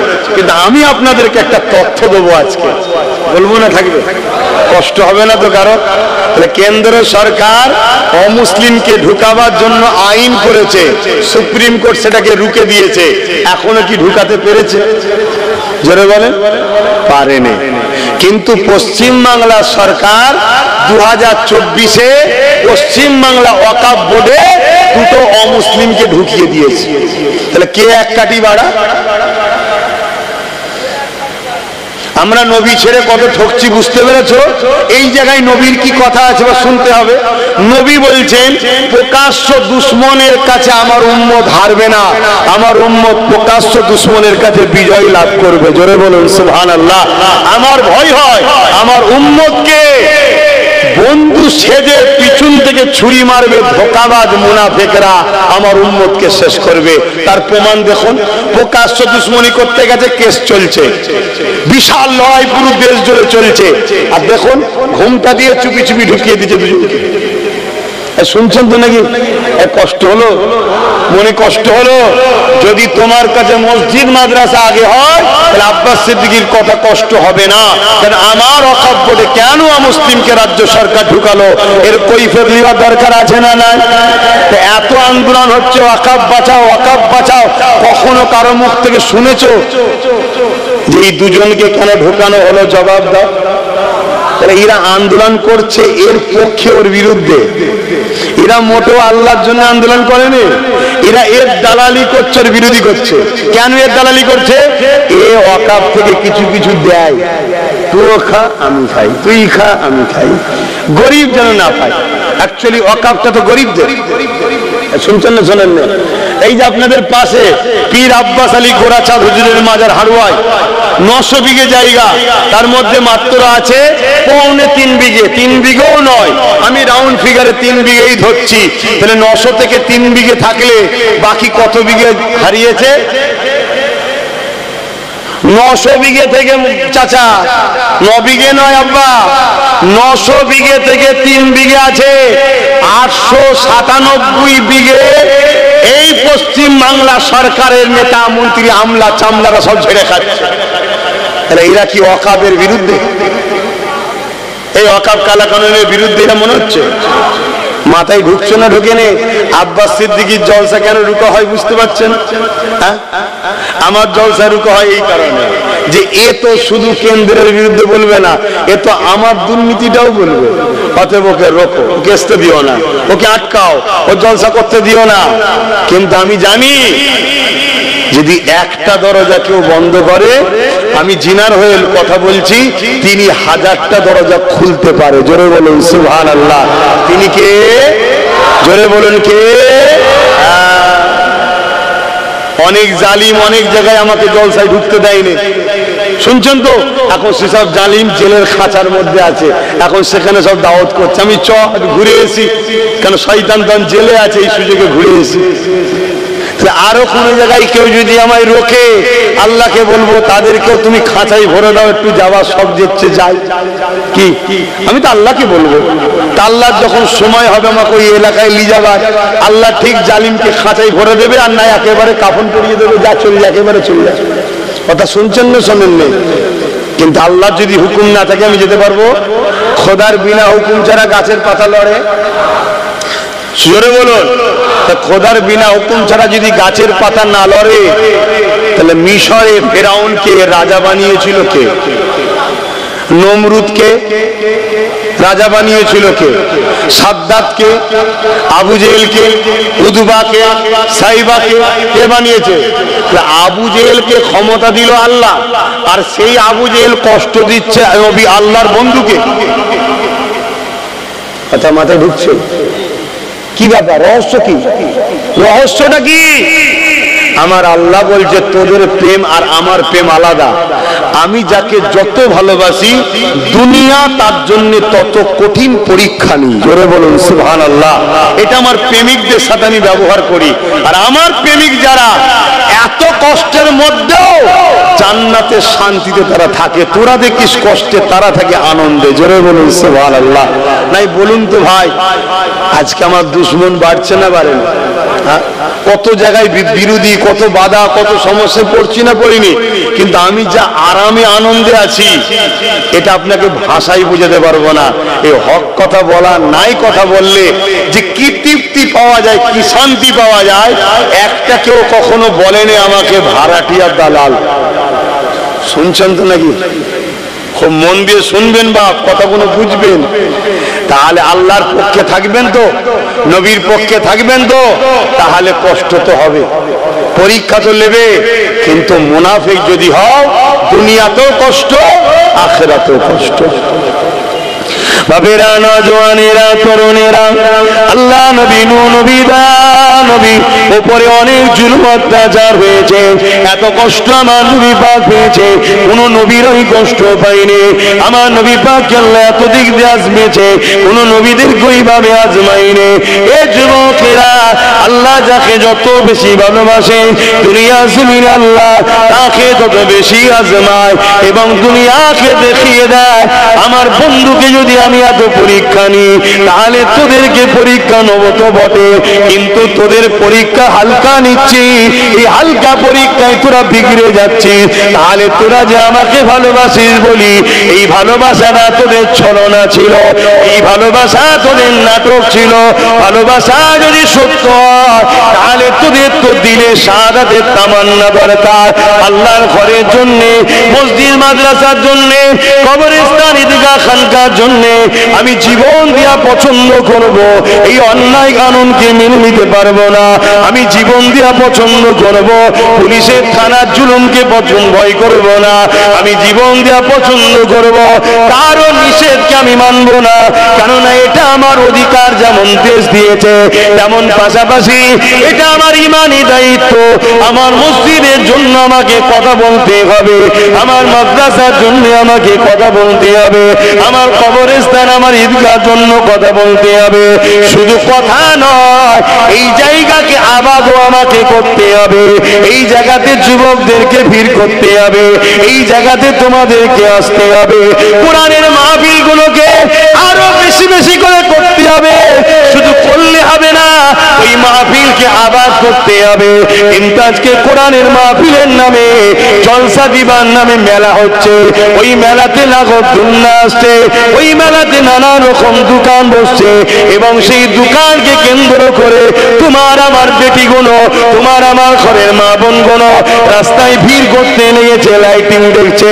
আর দূর থেকে কিছু চরিত্রহীন ছেলে এই সুযোগে এসে তোমার আমার বোনের দিকে নানা রকম নজরে তাকাচ্ছে, ইফটিজিং করছে, নোংরা কথা বলছে। এই জলসা কমিটি আল্লাহর কাছে কিয়ামতের দিন তো ধরা পড়বেই পড়বে। দুনিয়ার জমিনেও আল্লাহ তোমাকে জিল্লাত দেবে, তোমাকে জালিম হুকুমত দিয়ে শাস্তি দেবে। তাই সব জিনিসই করো, কিন্তু নবী পাক যেভাবে করতে বলেছে, যদি নবীর তরিকায় করতে না পারো, নিজে থেকে যদি বন্ধ করে দাও, কমসে কম নিজে গুনাহগার হবে, কিন্তু ইসলামের দুশমনটা হবে না। কিন্তু ইসলামের নামে চাঁদ রাত উপলক্ষ করে মেলা দেবে, ফাংশন দেবে, চাঁদ রাত উপলক্ষ করে খেলা দেবে। আর ওই খেলা ওই মেলাতে বেঈমান কাফের অত্যাচারী নেতারা আসবে, খেতে কাটবে, ছেলে মেয়ে একসাথে ঘুরবে। কি উপলক্ষ করে হচ্ছে? ঈদ উপলক্ষ করে, আমার নবী ঈদ উপলক্ষ করে। এই সব তো দিয়ে যায়নি।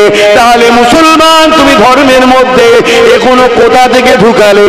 এই গাদ্দারি করার জন্য, ধর্মের সঙ্গে বিট্টে, ধর্মের সঙ্গে ধোঁকাবাজি, ধর্মের সঙ্গে ক্ষতি করার জন্য আল্লাহ যেমন ফিরাউনকে বসিয়েছে, আল্লাহ যেমন নমরুদকে বসিয়েছে, আল্লাহ যেমন আবু জেহেলকে বসিয়েছে, সেই আল্লাহ মুনাফিকদের করে শায়েস্তা করবে বলে আমার দেশে মোদিকে বসিয়ে দিয়েছে।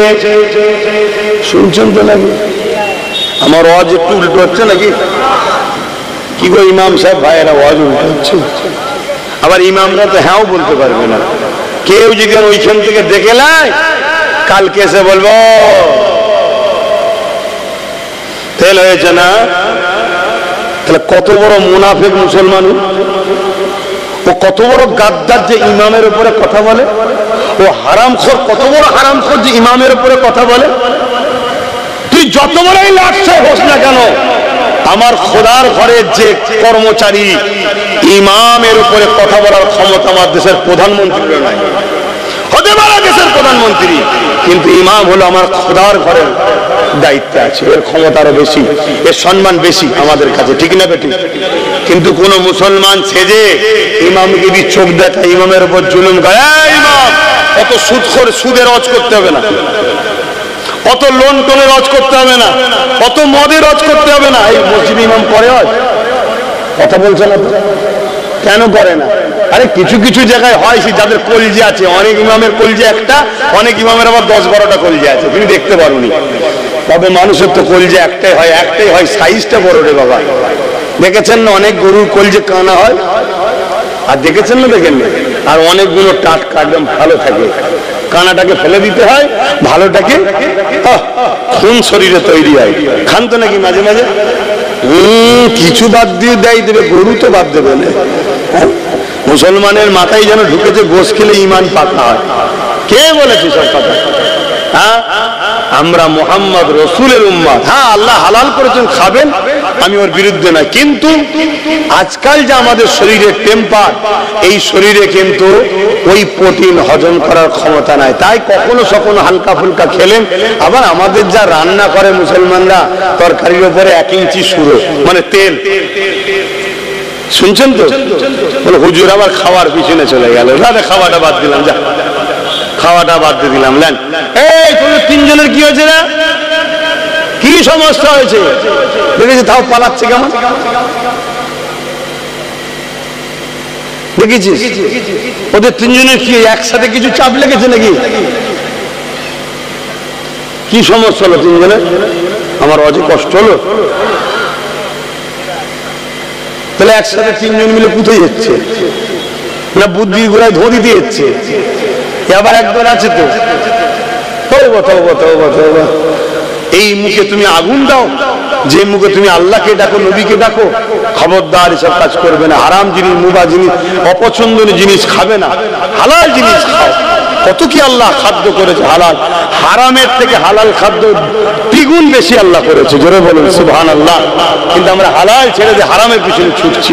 হাইরে হাইরে, আমাদেরকে কিভাবে ধ্বংস করা হচ্ছে। কোন কথা বলতে গিয়ে চলে গেলাম? হ্যাঁ, কোন কথা বলছিলাম যে বলবেন? শুনছেন তো নাকি? খাবার কথাটা শেষ হয়ে যায়। খাবার কথা এলাম কেন? খিদে লেগেছে তাই? বাবেরা নওজওয়ানেরা আবার বলে যায়, আল্লাহ বাজালিম তোমাকে বসাই দুই কারণে। এক হলো মুমিনদের ঈমানের পরীক্ষার জন্য, আর মুনাফিকদেরকে তাদের পাওনা বুঝিয়ে দিবার জন্য। আমরা দেখেছি পাকা আমের সাথে কাঁচা আম মিশে থাকার জন্য কখনো কখনো ঝড় এলে কাঁচা আমও একটা দুটো পড়ে না। আল্লাহ নবী জানিয়ে দিলেন, দুই শ্রেণীর লোক মার খাবে। এক শ্রেণীর মানুষ হলো অন্যায় করার জন্য মার খাবে, আর এক শ্রেণীর লোক মার খাবে কারা? যারা অন্যায় করেনি কিন্তু অন্যায়ের বিরোধী করেনি, তার জন্য শাস্তি হবে। তাই হযরত লূত আলাইহিস সালামকে আল্লাহ বলেছিলেন, ও হযরত নবী লূত আলাইহিস সালাম, আমি আল্লাহ ৮০,০০০ লোককে মারবো, তার মধ্যে থেকে ৪০,০০০ ভালো, ৪০,০০০ খারাপ। একটা মহামারী দিয়ে আল্লাহ পাক মারবে ৮০,০০০ লোক, তার মধ্যে ৪০,০০০ ভালো, ৪০,০০০ খারাপ। হযরত নবী লূত আলাইহিস সালাম আল্লাহ পাককে বললেন, আল্লাহ অন্যায় করেছে শাস্তি পাবে, ভালো লোকগুলোকে কেন আপনি মারবেন? আমার আল্লাহ পাক জানিয়ে দিলেন, ও হযরত নবী লূত, ভালো লোকগুলো খারাপ লোকের বিরোধী করে না, উপরন্তু তাদের সঙ্গে মিশে কেন? শুনছেন? মার আমরা কেন খাচ্ছি?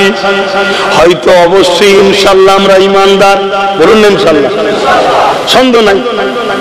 তারপরও মার খাচ্ছি কেন? আমরা খারাপ লোকের হয় অন্যায় দিকে চুপ থাকি, আর নাই খারাপ লোকের সঙ্গে মিশি। শুনছেন তো নাকি? কেন আমি প্রথমেই বলেছি, অন্যায়কে রুকার নাম ইসলাম, নাইকে প্রতিষ্ঠিত করার নাম ইসলাম। শুধু নাই প্রতিষ্ঠিত করার নাম ইসলাম নয়, অন্যায় খতম করে নাই প্রতিষ্ঠিত করার নাম ইসলাম। প্রত্যেকটা মুসলমান গ্রামে ন্যায়ও যেমন আছে, অন্যায় আছে না নাই? তাহলে ইসলাম আছে কোথায়? কমপ্লিট ইসলাম আছে কোথায়? প্রত্যেকটা মুসলিম গ্রামে এতিমের মাল ঝেড়ে খাওয়া হয়, বিধবার উপরে জুলুম হয়, গরিবকে আত্মসাৎ করা হয়, অসহায়ের উপর অত্যাচার করা হয়। প্রত্যেকটা মুসলিম গ্রামের মধ্যে আল্লাহর সৃষ্টির উপরে জুলুম হচ্ছে না হয়নি? এই জুলুমকে মিটাবার নাম ইসলাম। আমাদের মধ্যে আছে কই? তাই আজকে আমরা নিজেরা ভালো হলো জুলুম যদি নাও করি, তাও মার খেতে হবে আমাদেরকে। কেন? আমরা জালিমের সঙ্গে মিশি। শুনছেন তো নাকি? হ্যাঁ, বড় জালিমের সঙ্গে না মিশলো, ছোট জালিমের সঙ্গে তো মিশি। আমরা মিশি না? অলরেডি মাদ্রাসায় প্রতি বছরে মাদ্রাসার শিক্ষা পরীক্ষাতে ফুরফুরা দরবার দাদা হুজুরের মাদ্রাসায় হয় ফার্স্ট নাই সেকেন্ড, এই দুটোর মধ্যে একটা না একটা ছেলে ওখান থেকে বেরোতো, তাই তো নাকি? বলুন না, এই বছরে একটাও নেই। কারণ কি? কারণ শুনুন, আজ থেকে আমি চিল্লাচ্ছি না, আমি আজ থেকে চিল্লাইনি, আমি অনেকদিন ধরে চিল্লাচ্ছি। সমস্যা তো ওপর দিকে থুতু ফেললে গায়ে পড়ে যাবে। ঘর মে আগ লাগি হ্যায় ঘর কি চরক সে, ঘরেও দুশ্মন তো। হ্যাঁ, আজ থেকে চিল্লাচ্ছি। আমি কবে থেকে বলছি, টাইটেল মাদ্রাসায় 14টা শিক্ষক নেই। কটা? 14টা শিক্ষক নেই। একটা প্রতিষ্ঠানে যদি 14টা শিক্ষক না থাকে, ওই প্রতিষ্ঠানে ছাত্র মানুষ হবে? পড়াশোনা হবে? তা পড়াশোনা যখন হবে না, রেজাল্ট তো খারাপই হবে। দাদা হুজুরের যে পূর্ব ভারতে দাদা হুজুরের যে একটা নাম অবদান আছে, সেই অবদানকে মিটাবার একটা ষড়যন্ত্র রাজ্য সরকার চালাচ্ছে। এর কথা শুনছেন না শোনেন? কিন্তু এটা তো আমার কম বুঝবে না। আমার কম বুঝবে কি? আরে আব্বাস সিদ্দিকী হুজুর মানুষ এসব কথা বলবে কেন? আরে হুজুর রেখে দাও। আমার নবী পাক সাল্লাল্লাহু আলাইহি সাল্লাম 11টা বছর ধরে জালিম অত্যাচারী শাসকদের বিরুদ্ধে লড়াই করেছে, তারপরে মেয়েরাজ থেকে নামাজ এনেছে। আসো, নবীর দিন মানি, নবীর দিন মানি, নবীর দিন মানি, সব ডুপ্লিকেট ইসলামের উপরে ঘুরে বেড়ায়, অরিজিনাল ছেড়ে দিয়ে বসে আছে। এখনো সময় আছে, অন্যায়ের প্রতিরোধ করো, ন্যায়কে প্রতিষ্ঠিত করো, তাহলে দেখবে আল্লাহর পক্ষ থেকে তোমার উপরে সাহায্য আসবে। এবার অন্যায়কে মিটাতে গিয়ে যেমন বদরের ময়দানে 313 জনের মধ্যে 13 জন শহীদ হয়েছে, তো অন্যায়কে মিটাতে গিয়ে জীবন লাগবে। আমার দেশে যেমন ব্রিটিশ অন্যায় করছিল, তাকে তাড়াতে গিয়ে 60, 70, 80 হাজার শুধু উলামাদের জীবন চলে গেছে। গেছে না, যায় না? অন্যায়কে মিটাতে গেলে জীবন যাবে, তাতে যার আল্লাহ নসিবে রাখবে তার জীবন যাবে, তা বলে অন্যায়ের সঙ্গে আপোষ করার নাম, জোরে বলুন, ইসলাম নয়।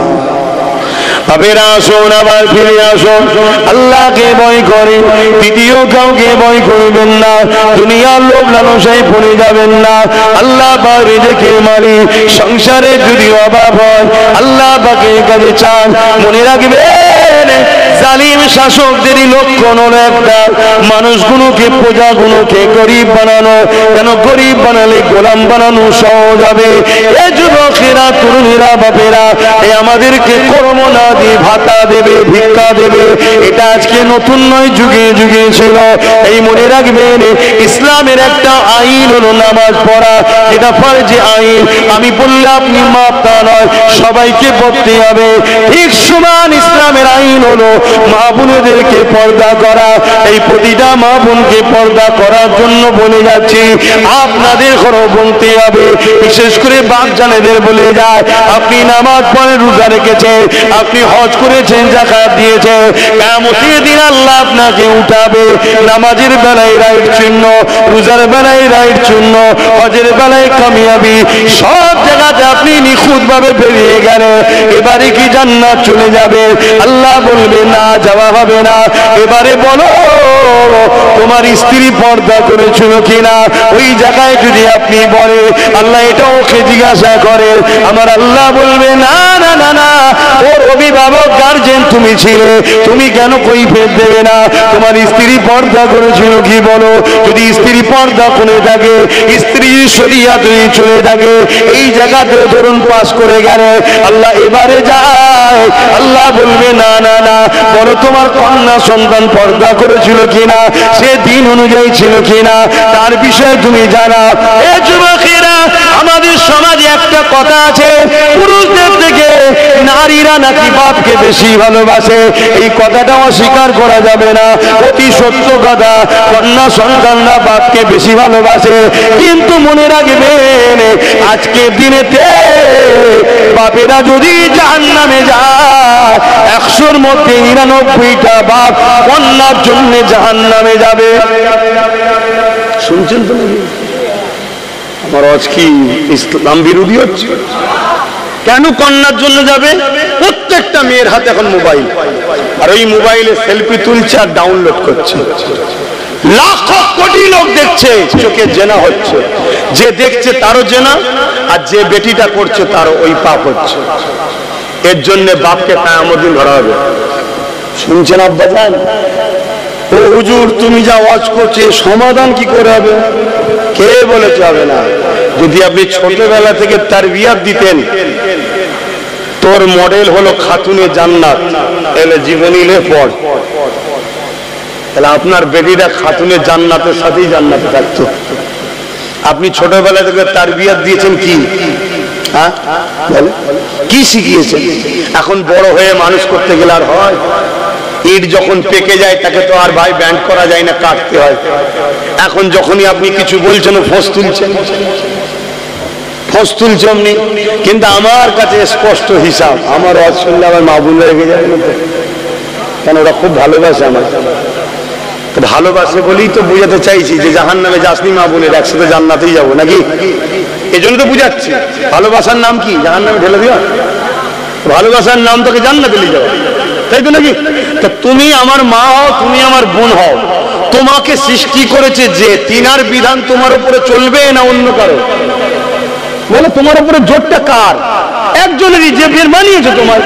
আমার উপরে কাজ জোর চলবে, আপনাদের কেন চলবে না? আপনারা আমাকে বানান না, তো আপনারা আমাকে জোর চলবে কি করে? আমার উপরে জোর চলবে একমাত্র আমার স্রষ্টা, যিনি আমায় বানিয়েছে। তিনার হুকুম বাপ মাকে মানতে হবে, তাই বাপ মাকে মানতে হবে। এটাও তিনারই জোর, তিনারই হুকুম। কথা মাথায় ঢুকছে? ঠিক তেমনি একটা কন্যাকে বিবাহ দেওয়া পর্যন্ত বাপের দায়িত্ব, বিবাহের পরে দায়িত্ব সম্পূর্ণ স্বামীর। স্বামী যদি মনে করো তুমি তোমার স্ত্রীকে অমুকের মেয়ে তো জুলুম করে পাঠিয়ে দেবো, না না না না, মনে রেখে দিও তোমাকেও মরতে হবে, কিয়ামতের দিন আল্লাহ তোমাকেও ধরবে। এখন থেকে ওই নারীটার সম্পূর্ণ দায়িত্ব তোমার, সেই দিন পর্যন্ত, যতদিন পর্যন্ত ওই নারীটা একটা পুত্র উপযুক্ত সন্তান গার্জেন হিসাবে, বডি গার্ড হিসাবে না দাঁড়াতে পারবে, ততদিন স্বামীর দায়িত্ব। যেই হয়ে গেল ওবার দায়িত্ব হয়ে গেল তার বড় সাহেব ছেলের। শুনছেন তো নাকি? তাহলে নারীকে কত সম্মান দিয়েছে। প্রথম সমস্ত কিছু, থাকা খাওয়া সবকিছু দায়িত্ব বাপের, তারপরে স্বামীর, অর্থাৎ তার গার্ড, তার সবকিছু, তার থাকা খাওয়া, টেনশন, ওষুধ, জামা কাপড় সব কোথায় পাবি তুই, খেটে লিয়াই। শুনছেন তো নাকি? নারী নিশ্চিন্তা। কিন্তু সেই নারী হাত তুললে একদিন দোয়া কবুল হচ্ছিল। পুরুষদের দোয়া যদিও কবুল না হয়, কেন আমরা হাটে বাজারে এদিক সেদিক বসছি, বন্ধুকে খুশি করতে গিয়ে এক কাপ চা খেয়ে নিচ্ছি, এর বাড়ি খেয়ে ফেলছি, ওর বাড়ি খেয়ে ফেলছি। শুনছেন তো নাকি? আমার কথায় কি বেজার হচ্ছেন? সব কথা খুলে বলা যায়। হযরতে মুসা আলাইহিস সালাম একদিন তুর পাহাড়ে যাচ্ছে, এটা আমি বলে দিই, না হয় ইখতিলাফ হবে। তুর পাহাড়ে যাচ্ছে, তো তুর পাহাড়ে যখন যাচ্ছে, দেখছে পাহাড়ের ধারে একটা লোক বসে প্রচুর কাঁদছে, প্রচুর কাঁদছে। মুসা নবী তার কাছে এসে সালাম দিয়ে বলছে, ভাই এত কাঁদছো কেন, কি হয়েছে? বলছে আমি অনেক দিন ধরে, অনেক বছর ধরে কাঁদছি, আল্লাহ আমার দোয়া কবুল করছে না। তা আপনি তো আল্লাহর বন্ধু, আপনি আল্লাহর কালিম, আল্লাহর সঙ্গে কথা বলেছেন, আপনি যখন যাচ্ছেন আল্লাহকে বলেন না আমার দোয়া যেন কবুল হয়ে যায়। মুসা নবী গিয়ে আল্লাহকে বলছে, আল্লাহ আমি তো আমার জন্য এসেছি চাইবো, আগে ওই যে নিচে ওই যে কাঁদছে ওর দোয়াটাকে কবুল করে নেন না। আল্লাহ বলছে, মুসা ওর দোয়া কখনোই কবুল হবে না। আল্লাহ কেন? বলছে ও হারাম খায়। শুনছেন না শোনেন? আমরা এত দোয়া করছি, কাবায় দাঁড়িয়ে দোয়া, মসজিদে দাঁড়িয়ে দোয়া, জলসাই দোয়া, আল্লাহ প্যালেস্তাইনকে সাহায্য করে, কবুল হচ্ছে না কেন? শুনছেন না শোনেন? কেউ জেনে হারাম খাচ্ছে, কেউ না জেনে খেয়ে ফেলছে। একটা বিস্কুট কিনে খাচ্ছি, তার মধ্যে হারাম ঢুকিয়ে রেখে দিয়েছি, প্ল্যান চলছে তো। শুনছেন না শোনেন? এই রিসেন্ট একটা ছবিতে দেখেন না, একটা মিষ্টি দোকানদার বলছে আমি 17 বছর ধরে ছানাতে গরুর পিসাব দিচ্ছি যাতে করে মুসলমানরা খায় ওটা। শুনছেন না শোনেন? তাহলে কি করবেন? এই জন্য তো নবী বলেছিল আখেরি জমানায় হাতের তালুতে ঈমান রাখার থেকেও, আগুন রাখার থেকে ঈমান বাঁচানো কষ্ট, নবী কেন বলেছে? তারপরে এখানে বলবো, যদি কেউ অজানে অসতর্কে কোন জিনিস খেয়ে ফেলে, আল্লাহর কাছে, এই জন্য দৈনিক আমার নবী তওবা করা শিখিয়েছে, তওবা করতে হয়। আল্লাহ কিন্তু তওবা করলে মাফ করে দেবেন। জোরে বলুন সুবহানাল্লাহ। তো যাই হোক, আমি যে কথা বলতে যাচ্ছিলাম, তাহলে আমরা দুনিয়াদারিতে চলতে গিয়ে হাজারো চেষ্টা করে, যাকাত হাজারো চেষ্টা করে দেওয়ার পরও দেখা যাবে হয়তো অইচ্ছাকৃত কারো মাল রয়ে গেছে। শুনছেন না শুনুন? বা অনেক চেষ্টা করে কারো বাড়িতে হয়তো খাচ্ছি, সে খাবারটা হয়তো গন্ডগোল হয়ে আছে। এর জন্য শরীয়তের একটা মসলা আছে, আলেম উলামা বা সফরে যারা থাকে, সেই মসলা হলো কি, খাবার পরে দোয়া করে দেবেন, দোয়ার পারিশ্রমিক খাওয়াটা হয়ে গেল। কথা বুঝে আসছে? এটা উলামাদের জন্য, বা যারা সফরে যায়, সফরে যাচ্ছে কোনো জায়গায় কাজে, কারো বাড়িতে মেহমানদারি করতে হচ্ছে, এটা বিনিময় হয়ে যাবে। তো আমি যে কথা বলছিলাম সেটা হলো এটাই, কিন্তু আমার মা বোনগুলোর হাত কবুল হচ্ছিল কেন? মা বোনগুলো স্বামী যদি ভুল ইনকাম করেও খাওয়ায়, মা বোনেদেরকে আল্লাহ কিন্তু ধরবে না। কথা শুনছেন তো? কেন? ওদের অভিভাবক হলো স্বামী। বাপ যদি ভুল ইনকাম করে মেয়েকে খাওয়ায়, বা বাচ্চা যতদিন ছোট আছে পুরুষ, ওর জন্য এই বাচ্চাকেও ধরবে না, ধরবে গার্জেনকে, কেন ও অভিভাবক। কিন্তু আজকে বড় প্ল্যান করে আমার মা বোনকে সামান্য 1000 টাকার ভিক্ষার নামে কিভাবে নামিয়ে দিল দেখলেন তো। হতে তো পারে এটা সুদের টাকা, এই হতে তো পারে মদ বিক্রির টাকা। এমনিতে পশ্চিমবাংলা মদ বিক্রি নম্বর 1 হয়ে গেছে,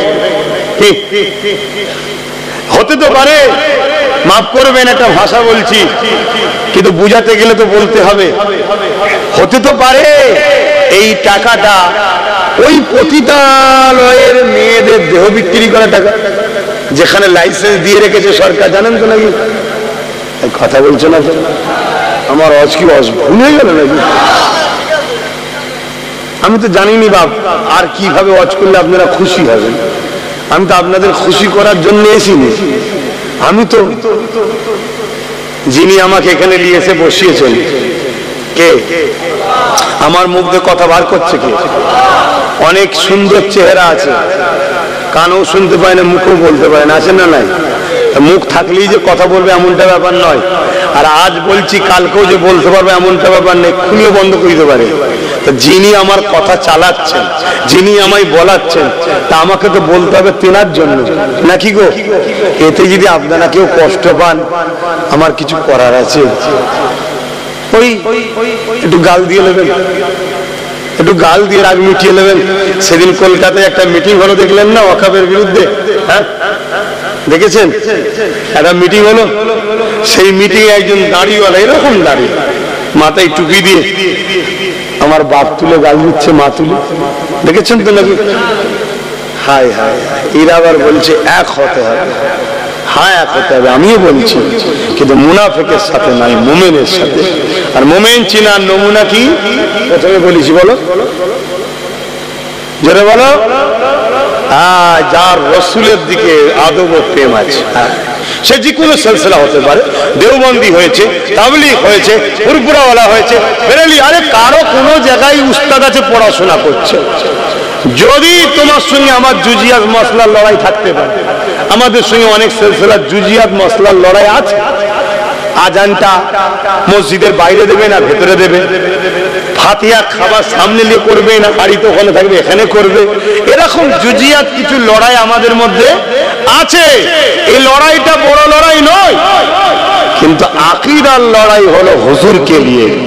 যাদের হুজুরের বেলায় আকীদা নেই তাদের সঙ্গে মিশা হারাম, চলবে না, তারা মুসলমানই নয়।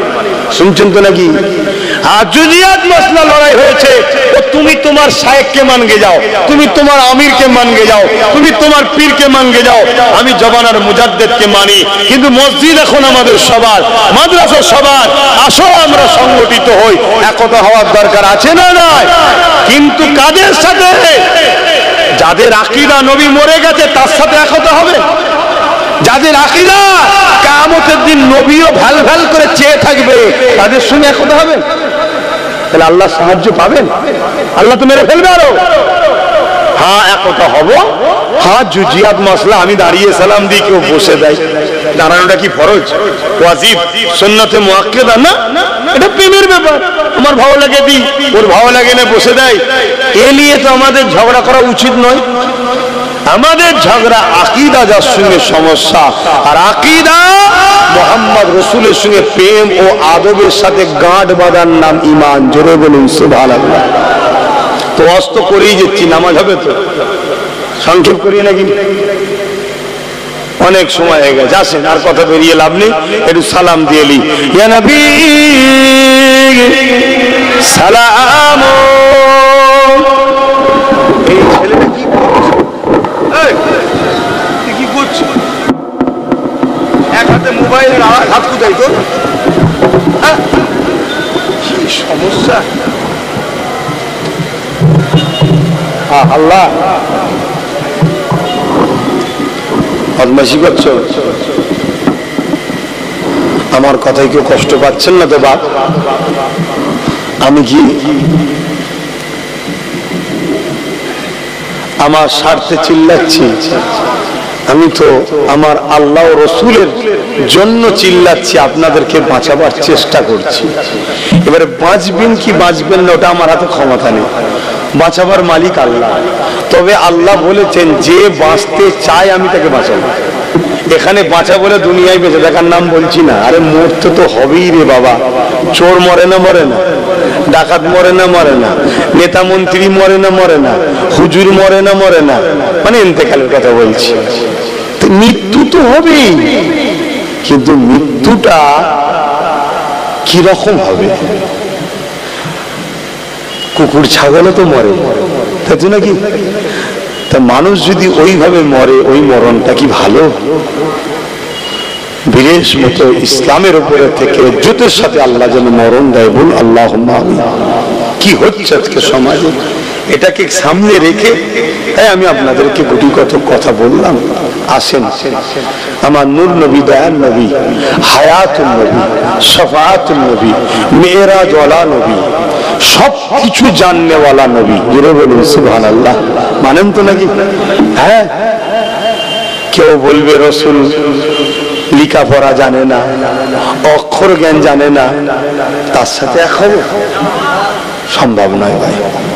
আমি মরণকে পছন্দ করি, নবীর দুশ্মনের সঙ্গে বসে ভালো মন্দ খেতেও চাই না। শুনছেন তো? কেন? আমাদের সবকিছুর আগে নবী আমাদের কাছে আপন। আর এই ফায়সালাটা দিয়েছেন কে? স্বয়ং আল্লাহ।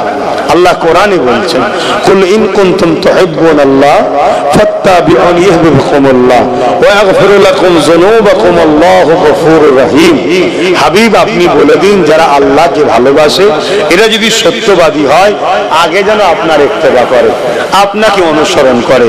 কিন্তু ইত্তেবা অনুসরণ করতে গেলে তার উপরে মহব্বত থাকা দরকার, নাই মানা যায় না। ঠিক তো নাকি গো?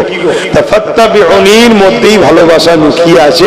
ভালোবেসে যেন আপনাকে মেনে নেয়, ভালোবেসে যেন আপনাকে অনুসরণ করে। আল্লাহকে যারা ভালোবাসতে চায়, ভালোবাসে বলে, তাদের কাজ হলো আগে নবীকে ভালোবেসে মেনে নিতে হবে, নবীকে ভালোবেসে ইত্তেবা করতে হবে। তাহলে কি হবে? কি হবে? কুমুল্লাহ, আল্লাহ বলছে আমি তাদেরকে ভালোবাসবো। জোরে বলুন সুবহানাল্লাহ। আর আমি যাদেরকে ভালোবাসবো, ওয়া ইয়াগফির লাকুম যুনুবাকুম আল্লাহু গফুরুর রহিম, আমি আল্লাহকে তারা বড় দয়ালু মেহেরবান পাবে, আমি তাদের জীবনের গুনাহ মাফ করে দেবো। জোরে বলুন সুবহানাল্লাহ। আল্লাহ পরীক্ষা নেবে আমাদের, কি গো, নেবে না নেবে না? আমাদের পরীক্ষা নিলে কি আমরা খুশি? জোরে বলুন। হযরত আব্বাজান ইব্রাহিম আলাইহিস সালামকে যখন চরকিতে তুলে দেওয়া হয়েছে, এবার ঘুরিয়ে আগুনে ফেলা হবে, কেন হাতে করে লিজে ফেলবে, এত আগুনের তাপ, আগুনের কাছে যেতে পারছে না লোক। এই বিশাল একটা গ্রাম নিয়ে যত বড় এলাকায়, এত বড় এলাকায় আগুন জ্বলছে, তার মধ্যে ফেলছে, এত বিশাল আগুন, তা কাছে যেতে পারছে না, চরকি করে ঘুরিয়ে ছুড়ে ফেলে দেবে আগুনে। কথা বুঝলেন? এইরকম একটা টাইম, চরকি ঘোরা শুরু হয়েছে, এরকম একটা টাইমে বলো, তোমাকে আমাকে যদি কেউ এসে বলে ভাই আমি কোনো হেল্প করব, তুমি আমি তো ভয়েতে কেঁদে ওই রাজাকেই হয়তো বলবো তুই যা বলবি তাই মেনে নেবো, ভাই আমার মারিস নি। হ্যাঁ, এটা ইমানের দুর্বল আমাদের। আর আমাদের আব্বাজান ইব্রাহিম সাল্লামের কাছে জিবরাইল এসে গেছে, এসে বলছে ইব্রাহিম আলাইহিস সালাম আপনি যদি বলেন তাহলে আমি আপনাকে কিছু উপকার করব, এদেরকে এক্ষুনি শেষ করে দেবো। ইব্রাহিম সাল্লাম বলছিলেন খবরদার এখান থেকে চলে যান, ডিস্টার্ব করবেন না। কেন? আল্লাহ ইব্রাহিমের প্রেমের পরীক্ষা নিচ্ছে। জোরে বলুন সুবহানাল্লাহ। আমাকে আগুনে ফেলছে নমরুদ, আল্লাহ কি দেখছে না? আল্লাহ দেখছে না, দেখেনি? তা আজকে আমাদের উপরে এই যে জুলুম হচ্ছে, মসজিদ মাদ্রাসা ধ্বংস করছে কেন্দ্রীয় সরকার, এটা আল্লাহ জানে না? আল্লাহ দেখে না? এটা আমাদের জন্য পরীক্ষা। আর আমরা যে ভুলটা করেছি, এই ভুলের জন্য শাস্তি। কি ভুল? আমাদের ছেলেরা মসজিদে আসে না, এটা চরম একটা অন্যায় করেছি আমরা। এই জন্য আজকে সুযোগ পেয়েছে। ভালো ভালো জায়গা আছে আমাদের, যেসব জায়গা কোটি কোটি টাকা দাম, এই চুচুড়ার যে মসজিদ মাদ্রাসায় তালা মেরে দিয়েছিল, জানেন তো নাকি? ওই জায়গার দাম কত? কয়েক হাজার কোটি টাকা দাম, জানেন না? তালা মেরে দিয়েছিল রাজ্য সরকার। আর ওইখানেই পাশে আর একটা কবরস্থান আছে 52 বিঘে, যার এক কাটার দাম হয়তো 1-1.5-2 কোটি টাকার দাম আজকের দিনে। এইসব জায়গাগুলোকে নজরে পড়বেন। এমনি তো কেন্দ্রে যে সরকার আছে ও তো হাঙর, সব দেশকে খেয়ে ফেলছে, খাচ্ছে না খাই না। কথা বলেন, এয়ারপোর্ট বিক্রি করে দিয়েছে, রেল বিক্রি করে দিয়েছে, জানেন না, LIC কে বিক্রি করে দিয়েছে, সব তো বিক্রি করে দিচ্ছে। তো ও তো দেখছে মুসলমানদের এত ভালো ভালো জায়গা রয়েছে, সবাই দখল করে খাচ্ছে, ও মুসলমানরা কিছু বলেনি, তাহলে আমি খেলে সমস্যা কি আছে? আর ও খাই বেশি, ওই জন্য আইন তৈরি করে খেতে যাচ্ছে, একেবারে সব খেলো। শুনছেন তো? তো যাই হোক, আমাদেরকে তওবা করতে হবে, পরিবর্তন হতে হবে, মসজিদগুলোকে আবাদ করুন। এই যুবকেরা, আল্লাহর ঘর চলে যাবে এটা বড় কথা নয়, আল্লাহ ঘরের মুখাপেক্ষী নয়, আল্লাহ ঘরের দিকে তাকিয়ে নাই। আল্লাহ হাজারো লাখো নতুন ঘর তৈরি করার জন্য লোক তৈরি করে নেবে। জোরে বলুন সুবহানাল্লাহ। জানেন না, বাবরি মসজিদে যে প্রথম আঘাত দিয়েছিল, আল্লাহ তাকে মুসলমান বানিয়ে তার হাতে 100 মসজিদ বানিয়ে দিয়েছে। জানেন না? জানেন না? আপনারা জানেন ইউরোপ মহাদেশ, যেমন আমরা এশিয়া মহাদেশ, ইউরোপ দুনিয়া, ইউরোপ মহাদেশ, তাদের সমীক্ষা হচ্ছে আগামী 40-এর মধ্যে পুরো ইউরোপ হবে সংখ্যাগুরু ইসলাম। জোরে বলুন সুবহানাল্লাহ। তাহলে কাদের ছেলে মুসলমান হচ্ছে? তাদের বাপ দাদা কেউ মুসলমান নাই, সব দলে দলে দলে দলে ইমানের কলেমা পড়ে মোহাম্মদ রসুলের প্রেমিক হয়ে যাচ্ছে। তুমি জানো এত পিছনে লাগার পিছনে কারণ কি? হ্যাঁ, এই খবরটাও তুমি লাও, কি হচ্ছে এখানে শুনছো তো নাকি? একটা সমীক্ষায় দেখছিলাম, একটা মিডিয়াতে বাইট দিচ্ছিল, কোন এক বাবার কাছে বাইট লিখছে, কোন এক বাবার কাছে বাইট লিখছে, সে বাইটে 30,000 মুসলমান ইসলাম ত্যাগ করে অন্যদিকে চলে গেছে। কত? 30,000। এই রিসেন্ট একজন গেল না,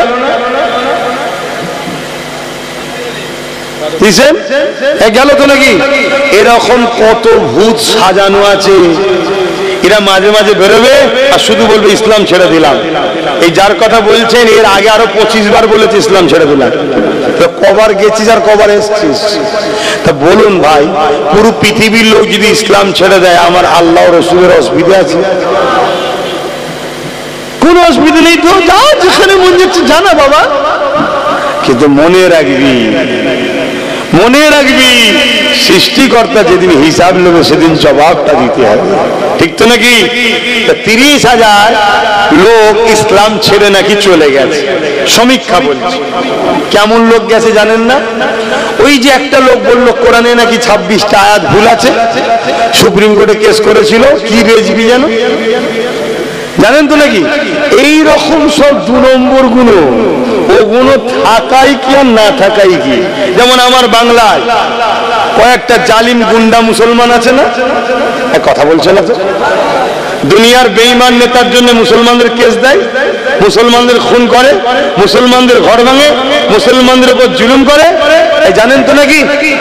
অথচ মসজিদ মাদ্রাসার বেলায় তাদেরকে খুঁজে পাওয়া যায় না, আর তার বেঈমান নেতার বেলায় সে তখন সামনে আসে। এরকম কিছু 2 নম্বর মুসলমান, তারা অলরেডি ইমানদার নয়, তারা চুপ করে মুসলমান সেজে আছে, মুসলমানের অংশ ভাগিদারিটা নেবে বলে নিয়ে বেঈমান নেতাকে শুধু দেবে। শুনছেন তো নাকি? যদি 2 নম্বর মুসলমান না থাকে, তাহলে অরিজিনাল মুসলমান কামিয়াবি হবে।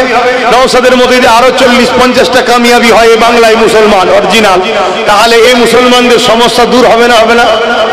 2 নম্বর রাখা দরকার। ওই 2 নম্বর গুলোকে শুধু দেখাবে, এই তো মুসলমান, এই তো দিয়েছি, এই তো দিয়েছি, অথচ হারামখোর মুসলমান নয়, ও সেজে আছে। ও আমাদেরকে শুধু ড্যামেজ কন্ট্রোল করে আমাদের যে হিস্সা 10% হোক, 20% হোক, 30% হোক, ওই হিস্সাটাকে নিয়ে ওই বেঈমান নেতার কাছে দেয়। শুনছেন তো নাকি? এটা হলো একটা পলিসি, আমি বুঝাতে পারছি তো নাকি? এটা পলিসি, মানে নোটটাও নেবে, খুচরোটাও নেবে, নিয়ে সবচেয়ে দেবে। এজন্য এরা দেখবেন সুযোগের অপেক্ষায় আছে। ঠিক যখন কোন এমন দিন আসবে, এরা দেখবেন ঝুপঝাপ করে সব লাভ মারছে, বলবে ইসলাম ছেড়ে দিলাম, ইসলাম ছেড়ে দিলাম, ইসলাম ছেড়ে দিলাম। সেদিন তোমাদের কি হবে? কথা বলো, তোমরা ছেড়ে দেবে? তোমাদের পাশে কে দাঁড়াবে? এজন্য বলি মাথা ঠান্ডা করে কাজ করো, বোঝো আজকে যদি বুকে হাত দিয়ে বলো নওশাদের মধ্যে আরো 40টা থাকতো, সুপ্রিম কোর্টে আরো 40টা কেস বাড়তো না কমতো? বাংলা জুড়ে আরো 40টা এরকম ইমানদারের নেতার লড়াই চলতো না? কিন্তু আমার কম বুঝেছে, একদম গুজে গুজে খাইয়েছে। আপনি সব নেন আর উনি ঘন্টা দিয়ে ইফতার করে নেন আর রেড রোডে গিয়ে বলে পুরো ভারতের মুসলমান বিপদে পড়লে আমি আছি তো। আর যখন অন্য রাজ্য থেকে মুসলিম ঘরের ছেলেগুলো বাঙালি হওয়ার জন্য পিটিয়ে পিটিয়ে খুন করে দিচ্ছে, মারছে, একটা মুখে কথা আছে কেন? কথা বলবেন না কেন?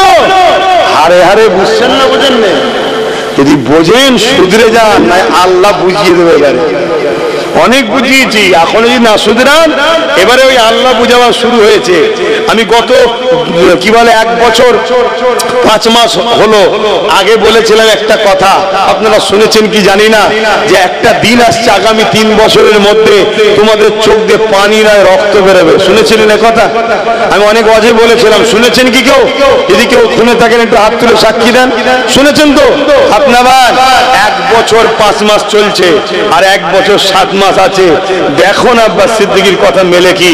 আমি আবার বলে যাচ্ছি, 1 বছর 7 মাস এর মধ্যেই দেখো না কি ঘটে, শুধু কি ঘটে দেখো না। চোখের সামনে বাপকে বেঁধে বেটির উপর জুলুম হবে, ওপেন সন্তানকে বেঁধে মা পরিবার বেটিদের উপরে জুলুম হবে, কিচ্ছু করতে পারবে না তোমরা, তোমাদের কিচ্ছু করার নেই। তোমাদেরকে কিভাবে ফাঁসানো হবে সেটা শোনো। তোমরা একটু এলাকায় মুসলমান বেশি, একটু ক্ষমতা আছে, পাওয়ার আছে, এখানেই একজন অমুসলিমকে দিয়ে আমার নবীর বিরুদ্ধে একটা গালিগালাজ করাবে, কার্টুন করাবে, তোমরা সবাই থানায় যাবে, প্রশাসন গুরুত্ব দেবে না। কেন? প্রশাসনকে ওপর থেকে নিষেধ করা আছে। আমি প্রশাসনদেরকে দোষারোপ করছি না, ওপর থেকে নিষেধ করা আছে। তারা চাকরি, হুকুমের গোলাম, চাকরি করে, শুনছেন? তখন তোমরা কি করবে? নবীর উপরে বলেছে, ইসলামের উপরে বলেছে, চুপ থাকা মানে ঈমান যাবে, তাহলে তোমাকে প্রতিবাদে নামতে হবে। প্রতিবাদ নামাটা অন্যায় নাই, দেশের গণতন্ত্র সংবিধান রাইটই দিয়েছে, কিন্তু তুমি কি করবে? রোড অবরোধ করবে, রাস্তায় নামবে, সঙ্গে সঙ্গে ওই ছেলেটাকে তুলবে, চাপে পড়ে তুলবে, তুলে হালকা ধারা দেবে, দিয়ে পরের দিন জামিন হয়ে বেরিয়ে চলে আসবে। ও বেরিয়ে চলে আসার পর যতজন আন্দোলন করছিল তাদের নামে মামলা হবে, তাদেরকে ধরার জন্য রাত্রিরে পুলিশ ঢুকবে, পুলিশের সাথে কিছু পার্টির গুন্ডা ঢুকবে চটি পায়ে পুলিশের দেশে। তোমরা তো ছুটে পালাবে, ঘরে মা বোনগুলোকে পাবে, ওদের ইজ্জত গুলো নষ্ট করবে। এমন কি শোনো, তোমাদের এই কেসের এমন ধারা দেবে, ওইগুলোকে জামিন করতে করতে কারো 5,000 কারো 10,000, তুমি 5,000 10,000 দেখছো, টোটাল মুসলমান এভাবে কেস খেতে 1,000 লক্ষ কোটি টাকা মুসলমানদের অ্যাসেট নষ্ট হচ্ছে। মুসলমানকে চাকরি দিলাম না, কিছু দিলাম না, তারপর এরা ধন দৌলতে ফুলে ফেপে উঠছে, এদের বুকে ব্যথা হচ্ছে, তাই কেস দিয়ে তোমাদের অর্থটাকে শেষ করে দেবে। কথা মাথায় ঢুকছে তো নাকি? আমার উপরে রাগ হচ্ছে তো? যদি হয় ভাই গাল ফিরে নেবে না, পারছে তো নাকি? আর না হয় বলো ওয়াকাফ কালা কানুনের বিরুদ্ধে, বিজেপির বিরুদ্ধে, কেন্দ্র সরকারের বিরুদ্ধে 14 এপ্রিল যখন নওশাদ কলকাতায় ডাক দিল, ভাঙড় থেকে যারা আসছিল সবাই কাটকালো, 1,000-এর উপরে ছেলেদের নামে কেস দিয়েছে এই রাজ্য পুলিশ। কেন দিল? থানা থেকে যত পুরাতন মোটরসাইকেল ছিল সব ধরে না, সব পুরাতন মোটরসাইকেল গুলো কেলিয়েছে, পুড়িয়ে বলছে দেখো প্রশাসনের গাড়ি নষ্ট করেছে। আর উনি বক্তব্য দিতে বলে দিল একটা গাড়ির দাম 40 লাখ টাকা, ও মানুষের জীবনের দাম 10 লাখ টাকা, তাই তো আমার তিলক তোমাকে বলেছিলিস 10 লাখ টাকা দেবো। শুনছেন না? শোনেন না? হ্যাঁ, মনে করছে না? অথচ যেটা গাড়ি সেটা কিন্তু পুরাই নেই, সেটাকে ঠেলে হালকা করে উল্টে দিয়েছে, যাতে করে দেখাতে হবে তো নাটকটা সেটিং হবে কি করে, দিয়ে কেস দে মুসলমানদের। তাহলে আপনি কি করবেন? আন্দোলন করতে পারবেন না, করলেই কেস। তাহলে আপনি চুপচাপ থাকবেন, আগামী দিন যখন চুপচাপ থাকবেন তাও কেস দেবে। কেন? টাকার যখন দরকার হবে একটা কেস দেবে। শুনছেন না? শোনেন না?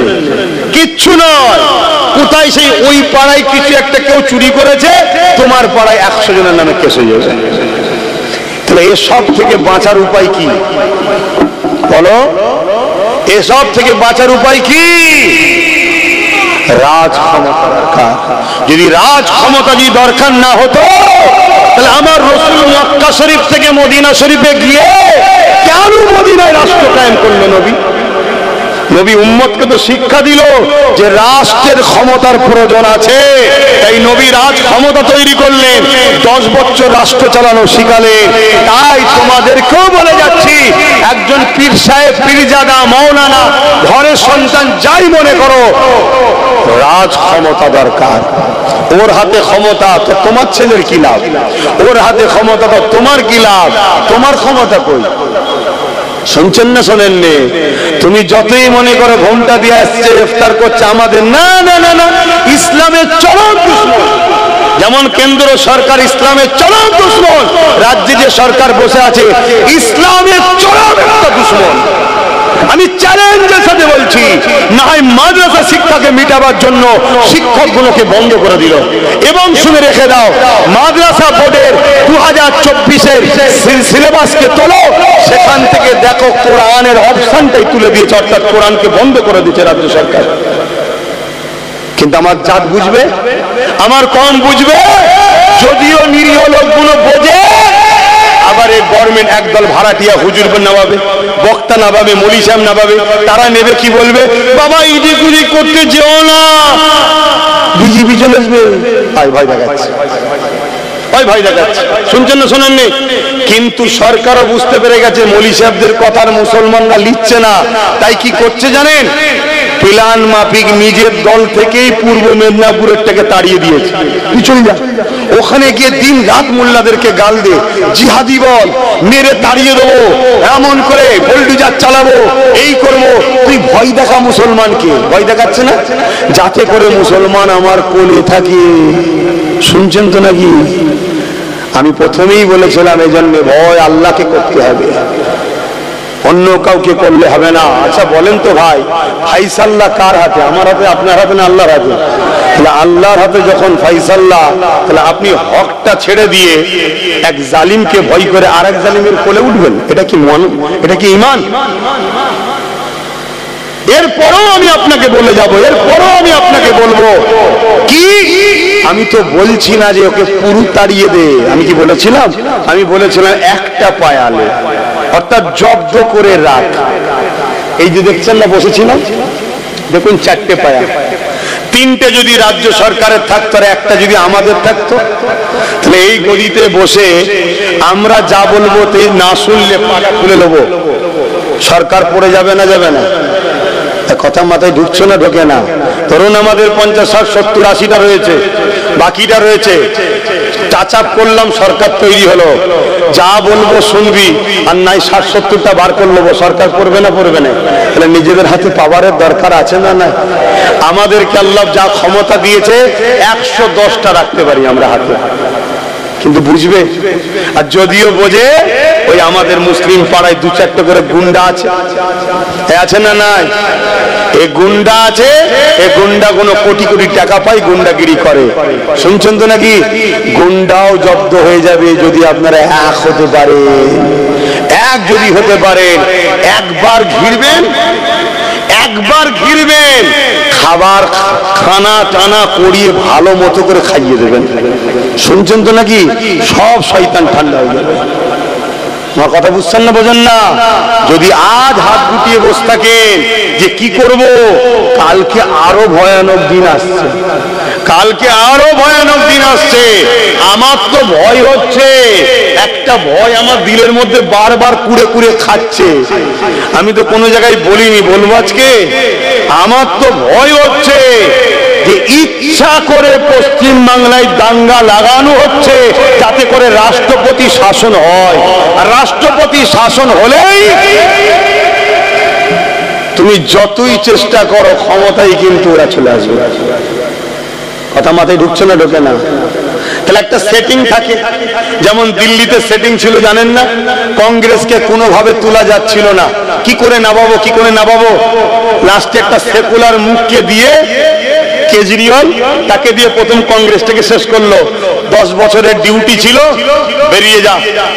সে তো পুরো পৃথিবী থেকেই গায়েব, তার কোনো খবরই নেই। আর ঠিক তেমনি এর সাথে হয়তো কন্ট্যাক্ট একটা আছে, এত বছর থাকবি, বেরিয়ে যাবি, আমাকে এনে দিবি। কেন?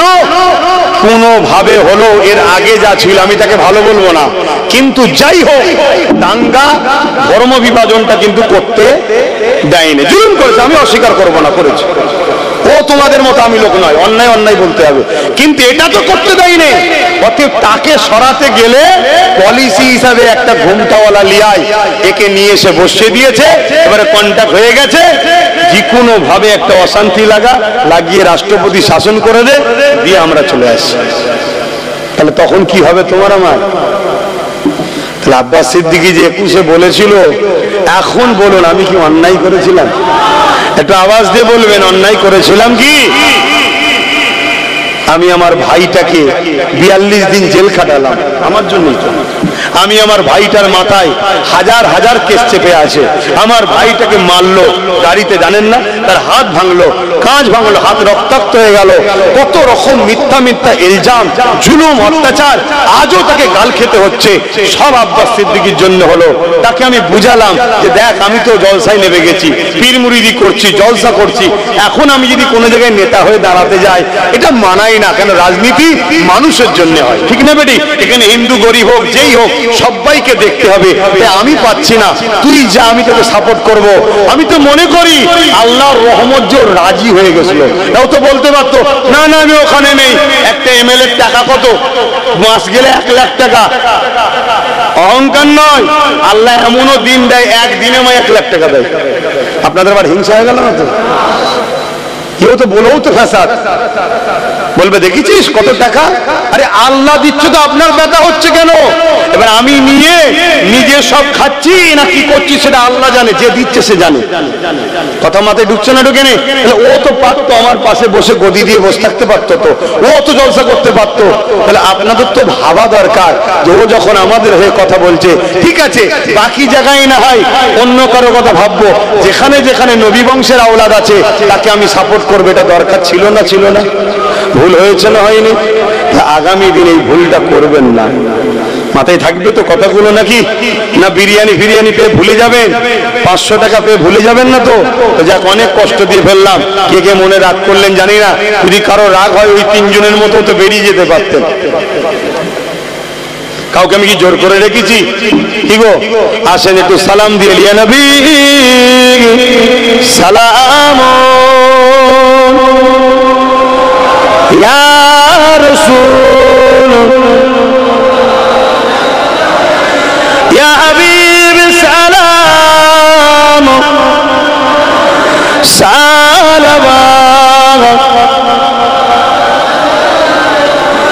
কঠিন হাসরের দিনে কি আছে মোদের কপালে, গুনাহগার উম্মাহ তো আপনার লইবেন সঙ্গে মাশরে। নবী সালাম ইয়া রাসূল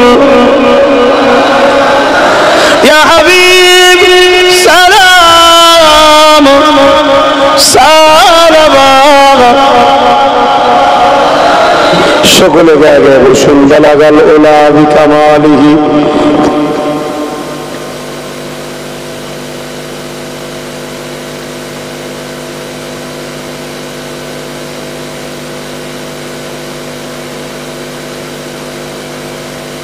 বিসমিল্লাহ শরীফের সঙ্গে 11 বার দরুদ শরীফ, 3 বার সূরা ফাত, 10 বার সূরা ইখলাস তেলাওয়াত করেন।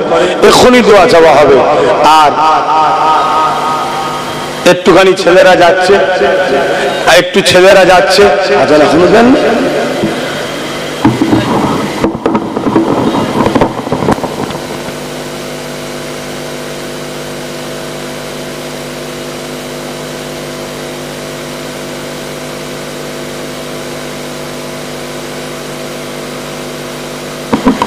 ভাই কারেন্ট না থাকলে আমরা কিসে আজান দিই?